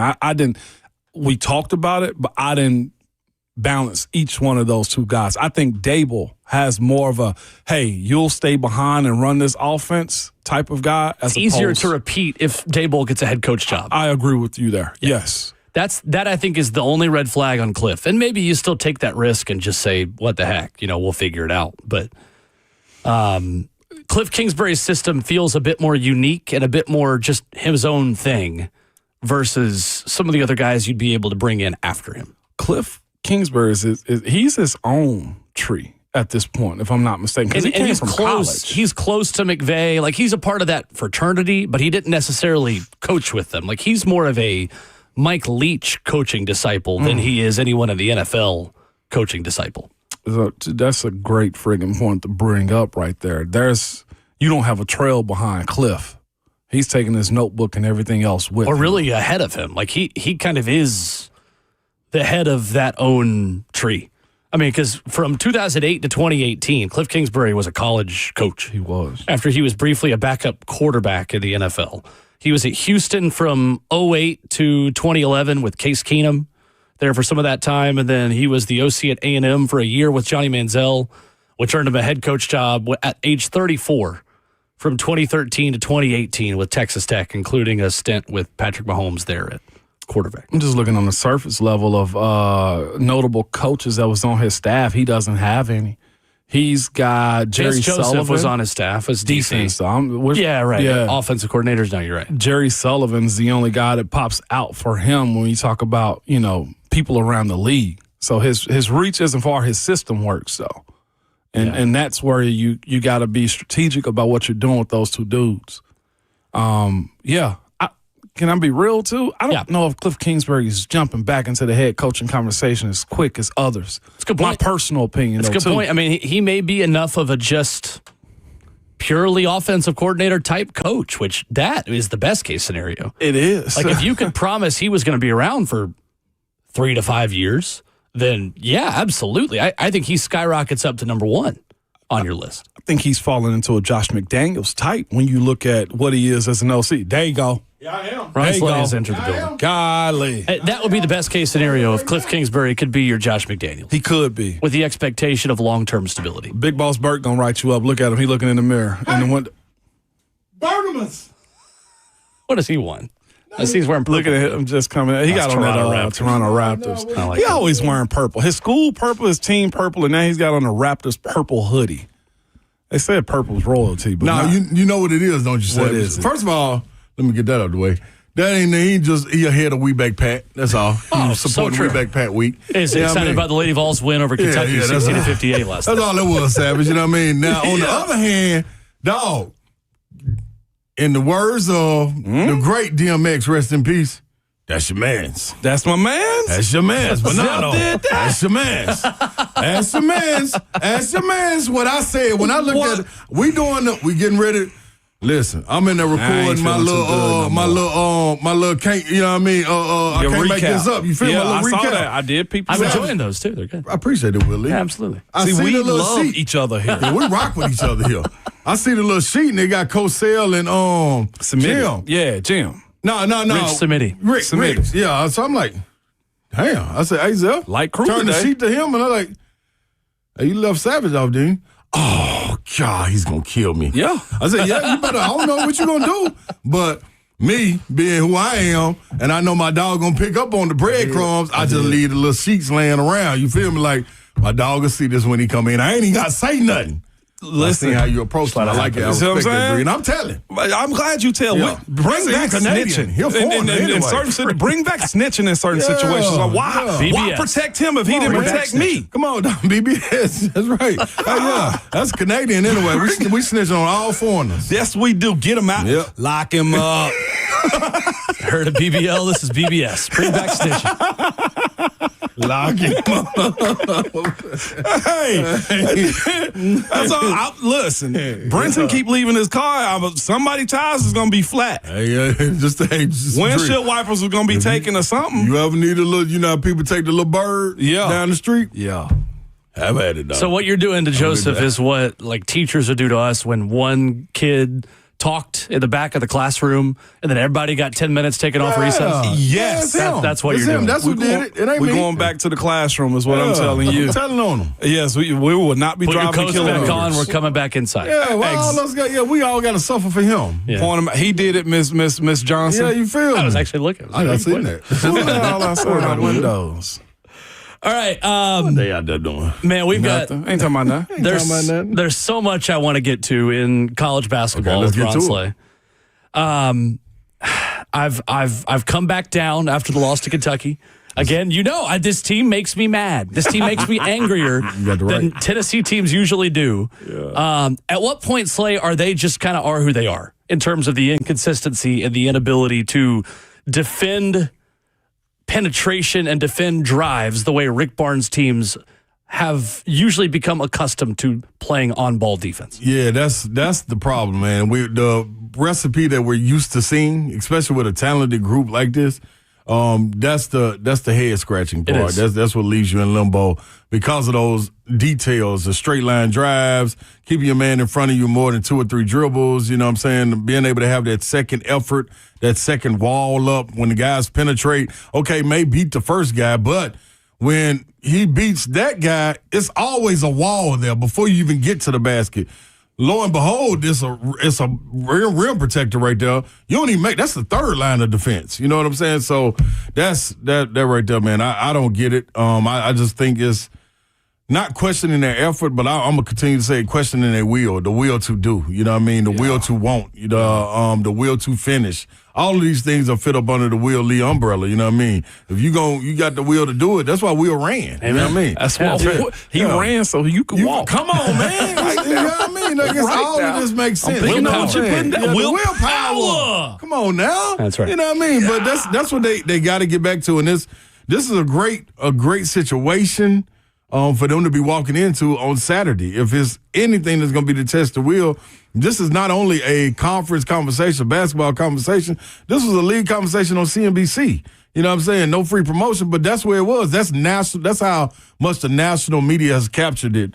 You know what I mean? With a guy coming from the G League like Charles Bediako. Wow. And being able to play in this game. You know what I mean? So if this don't make you salivate as a player, I don't know what, you know what I mean, gets the juices flowing. You know what I'm saying? Like this would be, I was telling Lissa Lang and them this morning, I'm going to tell you exactly where I would be. If I was Felix Okpara, when we come out to warm up, I'm me standing at half court in Tuscaloosa, in their gym, and I'm waiting on Bediako to walk out. And when he walk out, don't even mind. I don't need to warm up. I've been waiting on this since this was announced on Monday that he's going to be playing, or Tuesday, whenever it was announced. I've been waiting on this to lay eyes on him. And I'm going to tell him, Will Lee, hey, man, look at what they did to get you. They brought you down here in front of the whole country and in front of T-Town in Tuscaloosa on a home game. You may not even be able to play after this, but they reached all the way in their bag and brought you so you can let them down. And you got to face me. And I'm strapped and ready to roll. And you got every inch in your body. It better be ready, dog, because I get the opportunity to show these scouts what happens to a pro. What? I will be, oh, my God. Coach, I'm telling you, Coach, I know you got a system. I know you got a rotation. If you take me out, Coach, this is going to be the first time you disrespected on national television. I will not walk off that court. What? I got to have him. I'm eating him for lunch. You hear me? It ain't no ifs, ands, or buts. Man. And that right there, Will, is what scares me about this Tennessee team. Because Zakai, Jemai, they'll be looking at this. Right. Admiral Schofield 100%. And Grant, they be hell yeah, put them out there. What? For sure. Man, that's the culture that you talking about, that you used to, that we not seeing. 17 up in your house. You're supposed to have a sick, bottomless pit feeling after 17 against a rival in your house. You've had a week to think about it, too. And they're struggling, and you let them come back and beat you and walk you down and talk about it. Then call you fat A boy.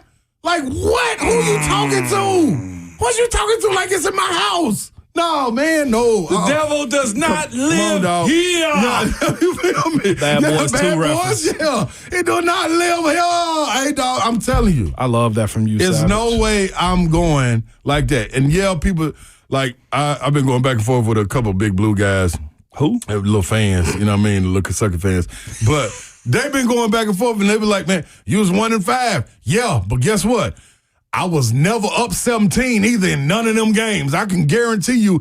And I know what happened that last game, 22-14, interrupt with the standing ovation. I'm just one man.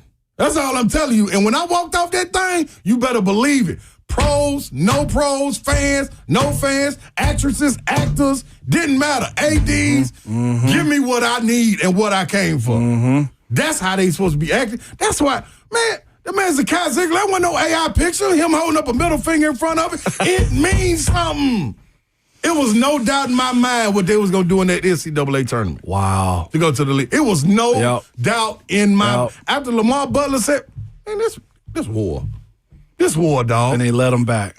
Where is y'all will at? I'm there and with you. That's the challenge with this Tennessee team is a lot of the veterans that you would want to lead that kind of mindset.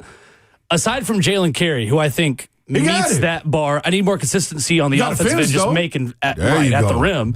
But in terms of the mentality side, I'm good with him. It's the veteran guards. They've just got to get so much more from. They have to. And Amari Abram, Ethan Berg he had a tough possession that just got him immediately hooked. Yeah. With the older guys that they brought in to supplement the youth, like. This freshman class, like you're building a new class of Meshack, Ziegler, Jordan Bowden, Grant Williams. Like, for all the talk about Rick, this might be it for Rick Barnes. If anything, I actually feel better about Rick Barnes not walking away because they've got a foundation again. This team, though, didn't have that foundation to build back on because, to your point, B.J. Edwards and Cam Carr are playing for other programs. There you go. And so I agree with you that was supposed to be kind of the keepers of the culture. That way, when Amari Evans and these freshmen, Nate Amick comes in, like it's what the standard and what the culture is. That's right. Aside from Bishop Boswell and Jalen Carey, I'm not seeing enough of that from this Tennessee. And that's the problem with the culture. When people talk about establishing culture, that's the thing. It precedes you. Right. You know what I mean? When you walk in the gym, you know what time it is. When Pittsburgh pull up, I don't give a damn if they defense sorry. The steel curtain is still attached to them. Get something. It's no if you getting it. It's no ifs, ands, or buts about it. They go get outside linebackers and rushers. Yep. And they always got somebody to plug the gap. It is just what it is. I don't know, but that's the culture. That's a calling card. But what you got to do when they blow the whistle, put the ball down, you got to show them that that's your reputation. Because the team across from you, they know it is. So guess what they doing? Prepared. Yep. Oh, man, they serious, dog. We got to come out there and go with it. It don't matter what's over there on the other side. Mm-hmm. Their reputation precedes them. This Tennessee team acts like they don't understand that the reputation precedes them, and other teams going to punch first. And if your will ain't going to stand up, we can talk about all these scoring droughts and everything. 8-minute scoring droughts with these last Tennessee teams, and we never, ever saw teams pull away. As much as we want to talk about, man, dude, they can't score. They can't do this. Not in Thompson Bowling, that's for sure. 9 minutes long, and no team was able to separate. Yeah. That's saying that's the will. One thing we ain't scoring, but y'all ain't either. We'll stay here. Or we'll go to the basket and just get him at the free throw line. You know what I'm saying? Yeah. Like that's different. Yeah, So right. and that's the difference, Will. You got to have the reason Todd Golden is talking the way he's talking is because he know he got the big dogs. This is how he was talking last year about 4 games in when Will Richards switch clicked. It was like, whoa. And now it's switched for Oh, Boogie Elijah Flint. Martin and Walter Clayton been like this. We know it, our front line. Will Richard at the 3 doing this with Aberdeen coming off the bench. Wait a minute. Now I'm out here beating my chest. Ain't the reason he talking like this? Because he got Chinaloo. You line Chinaloo up and Bediako, give me Chinaloo 10 times out of 10. Wow. Is he SEC Player of the Year for you right now? No, Thomas Houck right now. Okay. Just because he was It's able to early. keep them afloat from Florida.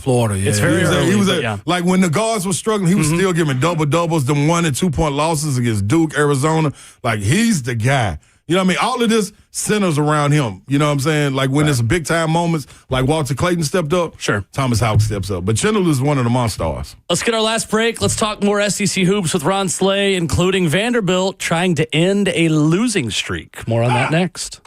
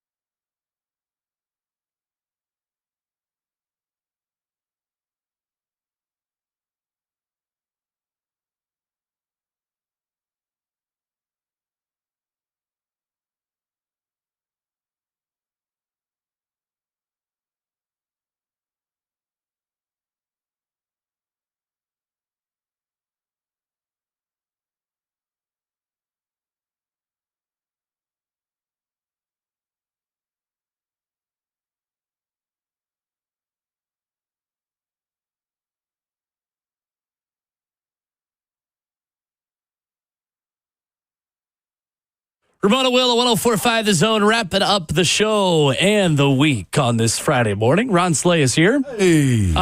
We were just talking about all of your television engagements coming up. I'm out here on ESPN and SEC Network. So you're back at SEC Network tomorrow. Mm-hmm. And then where are you early next week? Then Monday and Tuesday, I'm at ESPN at ESPN 1. So sometimes in Bristol, they might sneak you in there the U, you know what I mean, or the Deuce or anything. That's the other thing, man. Hey, Barkley, you got to be cool. Boy, like this is stuff you asked for, dog. Like you was the one out there saying, man, I ain't gonna be working on the ESPN Ocho and First Take and Get Up and all these shows. Now you've been on 3 times and now you complaining. For those unfamiliar with what happened, Charles Barkley complained yesterday in a podcast saying, like, we've only been on ESPN like 4 times. Yeah. And I said the number's 5. 5 times. Okay. 5. He said we should be on there more during the season, not just at the end of the season. Well, that's you. They were listening. He threatened them. Yeah, I'm gonna walk off. I ain't He gonna got do what this. he asked for. That's exact. You less work, bigger bag. What's up? That's the American dream. Right. That's what I'm saying. Yeah. Chuck That likes to FaceTime, shine. yeah, that FaceTime different. FaceTime different like that, man. I laugh because I'm like, cause he right, like everybody on ESPN helps everybody out. Yep. Your own podcast, and Chuck said he didn't want to do it. Yep. That's but all it he was. didn't clarify what he didn't want. Doing it. They doing it. Like it's Chuck didn't want to do it. Chuck like that shine is what he realized. It's a good time. Yes, it is. It's a good time. Goodness. Concerned about Vandy with another loss in the midweek. I am, but only against teams with a front line. I think it holds true to what we saying. The rebound differential is alarming for them. And I understand the size thing is a problem, but at the same time, you can't just get out rebounded. The last 3 games, they were minus 18 against Texas, minus 14 against Florida. And during the game in the second half, they were minus 13 against Arkansas, who had 13 dunks. You know what I'm saying? So it got to be a little bit more resistance from the bigs, and it got to be a little bit more production. I think they're capable of it. It's just the guys you're going against, man. When you 6'8" over the time of the game, when you're going against 7-footers, the war of attrition kicks in, dog, and it's just tough if you're not making the shots because they got guards on these teams with length also that can get it done. Like Darius Acuff Jr., you know what I mean? Look at the guys he ran up against. Then you run up against Boogie Flan and them, the way they playing, you know, with that front line. So it's tough, man. But I think they'll be all right as far as finishing where they'll finish. It ought to be top 5, top 6 for them still. It's just, man, when they run up against the big front lines, man, it's different. You said something I think that most expert basketball watchers would know, me, intermediate basketball watchers. You mentioned... I'm beginner then, probably. Yeah, I mean, we are what we are. You mentioned they had 13 dunks. What's the serviceable number, and why does those 13 dunks matter to her? You like, they had 13 dunks. Yeah, this would be one of those things when you look back at high school and you asking the guys after practice, like, dude, why are you in here working on dunks? It'll be for situations like this. They'll be like, because... if we play Vanderbilt with a small front line, we're going to dunk everything. You know what I'm saying? And they went out there and did it. It's the highest percentage shot. Yes, but at the same time, I look at it as, like, dude, y'all just think y'all can do anything. Y'all throwing lobs and y'all out-of-bounds plays ain't really supposed to be a lob. Y'all throwing the lob. Got people trying stuff going through the lane. It's like, what? Wait a minute, dog. Somebody going to get fouled. After we get to about 4 or 5, now y'all hold on. So it's like a football team offensive line just running down a defensive line's throat. Yeah, and y'all or telling defensive them. line. Y'all telling them. We about to telling run. them. We about to run right here, dog. Like, y'all know this right. And we not even running just to get 2 yards in the cloud. We're running to get we're going to get a first down. Now we're going to get a first down all the way down. Y'all got the ball on the goal line. Try and stop. Tap out if you. Matter of fact, we ain't got no skill guys out there. We're running the ball. Load up with it, and we're going to get 10 a pop. Like, that's a tough one right there. Okay, okay. Yeah, that dunking in game is a disrespect. It's like owning their bigs. Yeah. Wow. Yeah, and then the way they played, switching off, like Tyler Tanner, I love him, one of the most great competitors in the league right now. Mm-hmm. Man, he switched off on Brazil. Brazil took one power dribble and dunked over him like Shaq. I'm like, oh, wait a minute. Like, what is this, dog? You know what I mean? So, it's disrespect. Come on, dog. You're not finna do that, man. You know, I'm about to grab your arm before you go up. You're not doing it. Well, in the way Arkansas against Tennessee kind of found itself a little bit. And I know they had the blemish to Auburn after that anyway. But like the way Arkansas is kind of starting to piece it together and figure it out is what I want for Tennessee. Yeah. The way Florida figured things out. Like the way Boogie Flam was like, oh, I'm still good at this against Tennessee and has continued to play. Like that's what I want from J.P. Estrella. Yeah. That's what I want from Bishop Boswell on offense because I think Bishop Boswell doesn't give himself enough credit on offense because he can do everything that, not everything that Jacoby can do, but like it would help Jacoby out a lot if Bishop could kind of take a little bit of that load off him in the backcourt. Yeah, and that's exactly what it is, Willie. You need somebody in the backcourt to stand up and be the leader of this group. The teams you named, Thomas Houck slid from the 4 to the 3 and goes back to the 4 every now and then. But being at that 3, he's a part of the backcourt in a sense. So he's helping to lead that group. And then when you talk about Arkansas, it's the exact same thing. Yes, Darius Acuff Jr. is elite and all of that, but it's nothing without DJ Wagner taking him under the wing and giving him the reins and telling him the do's and don'ts. You know what I'm saying? Just like he thrust him into the starting role, brought Malik Thomas off the bench, and DJ Wagner didn't miss a beat. Yeah. And that was great to see. Like, you need your vets to be able to get that shine. You know what I mean? Because you never know where you're going to need them. You know what I'm saying? And that's what you expect from the guards with Tennessee. You don't necessarily need it by production, 30 points a game, but to steady the entire bunch. And we're getting that more from Nate Ament right now than Bishop in spurts and Gillespie in spurts. You know what I'm saying? So that's not good for you. Unless y'all going to hand them the keys and say, young fella, we riding, you take us there.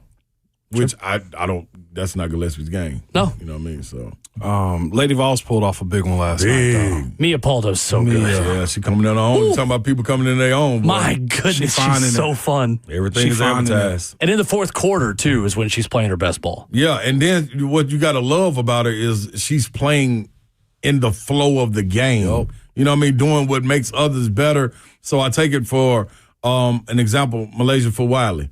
Like when she came on the scene for South Carolina, remember she was in France, she did the behind the back, had Magic Johnson going crazy on social media. The next year, she came into it was like, oh, wait a minute, what's going on? Then she transferred to LSU, but she transferred, though, because she couldn't play in the flow and get everybody better. She's a highlight reel. Yeah, you know what I'm saying? Like, she's great individual game, but you got to work that in the concept of team, too. And I think Mia's doing a terrific job of that, man. Like, it's... Did you see the South Carolina and Oklahoma game last night? Oklahoma by 12 and OT. Reagan Beers is my girl. Chavez is must watch. Must watch TV. You knew I was going with it. It's a lot of words we use, David. Yeah. You talk a lot in the microphone. I'm going with it. Let us help you. Yeah, absolutely. So she's good, but Reagan Beers, man, that down low presence. Yes, I love Reagan Beers, man. So Oklahoma, this is who they expected them to be. So real quick, we were talking. I'm watching last night with Big Key. And she was like, South Carolina his wife. ain't got the identity that I think they've used that ranked second, but what's their calling card? Yeah. It don't look like a Dawn Staley team. Right. The right now. The big dog hurt. Okay. Cameron Brink. So with her being out. Cameron Brink? No, I'm sorry. She's the one that was dating Colin Murray Boyles. I forgot her name, but she got hurt. And it's not bad. Golly, I can't believe I forgot her name. She's about 6'4". Okay. Big dog. Oh, yeah. I know you Chloe Kitts. There you go. Yes. So imagine her and Joyce Edwards down there together. It's a totally different ball game. So that's a key cog. You know what I mean? When you talk about always having that big to rely on, you know what I mean? They had the big girl, I think Puerto Rican descent. Then they had Aaliyah Boston. They had Asia Wilson. Like they've been able to reestablish who it was in the low post, and she's that key card for them. Her being out kind of throw a monkey wrench in what they do. You know what I mean? Okay, so, gotcha. That's the only reason they don't look like that. Because they dominate the boards. That's what was tripping me out. Because Bears last night was having a dime. Yeah, that don't happen with big fella, big young lady in there. Quick thoughts on some more of these games this upcoming weekend. Auburn going to Florida? Yeah, there's a good thing they're going to be away from the ice. Okay. That's it. That's all. Going down to warmer weather. It's going to be warm. It's be warm. We'll get y'all on out of here when y'all finish. You know, Georgia at Texas is interesting at noon on the SEC Network at the Moody Center. You hear Sean Miller about the other day? Yeah, after the Kentucky game. I love that. He goes, "We have been infected with a disease, with this thing that we just can't escape. We will foul the Schiano out." Yeah. Oh, I thought you was about to say He did on that. Yeah, that was good. He said it. I'm not. Yeah. If you know, like, we'll foul the Schiano out of you. If something you need to be carried out or some fouls you need to be done, my team will be the one to do it. They'll do it for you. That's cold. Georgia's good. I mean, Georgia is a tough team for Tennessee to see next week. Texas, though, has two of the best wins in the SEC this year. Yep, and that's what you're waiting on. That's what Miller is talking about. Like, why can't you put this together? Like, Vogatitis is a my gosh, he's low. a monster. I think they forget about him sometimes because of the way Swain plays, Tremont Mark, Pope. You know what I mean? You got so many guys that can fill it up. Right. But, this is going to be a good matchup. The guards for Georgia, whichever big man gets in foul trouble between Vogatitis and Surreal, the game will tilt in their favor. Okay. Yeah, so the Knoxville native Blue Cane, who is fun to watch as well. Blue Cane, yeah. I got a Blue Cane in the studio, too, I usually use. A literal Blue Cane. Steffi, shout out to Steffi. She brought it back from a Georgia game. So, she confiscated that. I like it. Brought it back to the studio. Absolutely. It was hers. Yeah, man. All right. So, Good weekend, though. Games pushed up, too. They did. Oh, yeah, that's right. Yep. That's right. So you only got one night game. Yeah, maybe LSU, get out of there a little Arkansas. early, y'all. There you go. I'll have to be 12:30 or 1 o'clock. You're grinding. It's a lot season. It's a lot of TV time. It's a lot, We ain't baby. It's not basketball season. It's Ron Slay season. Headband season, baby. Let's go. That's what I'm talking about. Real Madrid. All right. That's all. You're on a little bit of 3HL today? Yeah, I'll be on at 4, man. Okay. Once I get on Hey, there. gonna put your name on there? Joseph Bonanno, remember to put Ron Slay's name in the show lineup. Canadian Wilds, at 3HL 1045. Cold out. Maybe he's just starting to distance himself from us because the Winter Olympics are coming up. For him as a Canadian, that's like their Super Bowl. That is their Super Bowl. His focus is different right 50 now. ways to slide down a hill. I got it. I'm here for it. Makes sense. All right. Zephyr. Good to see you. Appreciate you. No doubt, baby. Anytime. We'll be tuned in on ESPN. The other day, I had options of things to watch, and it was like, oh, no, I see in the little YouTube TV preview that Slay's on the desk right now. Let me just go see what SEC See what the homie got going on. It's going to be a good time, I can We promise. locked in this week. All right, back at it Monday morning, 6 a.m. Conference championship games to react to. Who knows? Maybe College sports will be set on fire again. Rain, sleet, hell, or snow, baby. Who's to We say? locked in. Be safe, everybody. We'll talk to you Y'all know Monday. how it is, man. Call your people. Make sure y'all check on the old folks this weekend, man, with this cold weather and whatnot going on. ELE, everybody love everybody. Buy somebody a random drink. Probably not this weekend, but next weekend. But remember at all times, your Twitter fingers and your mic is always hot.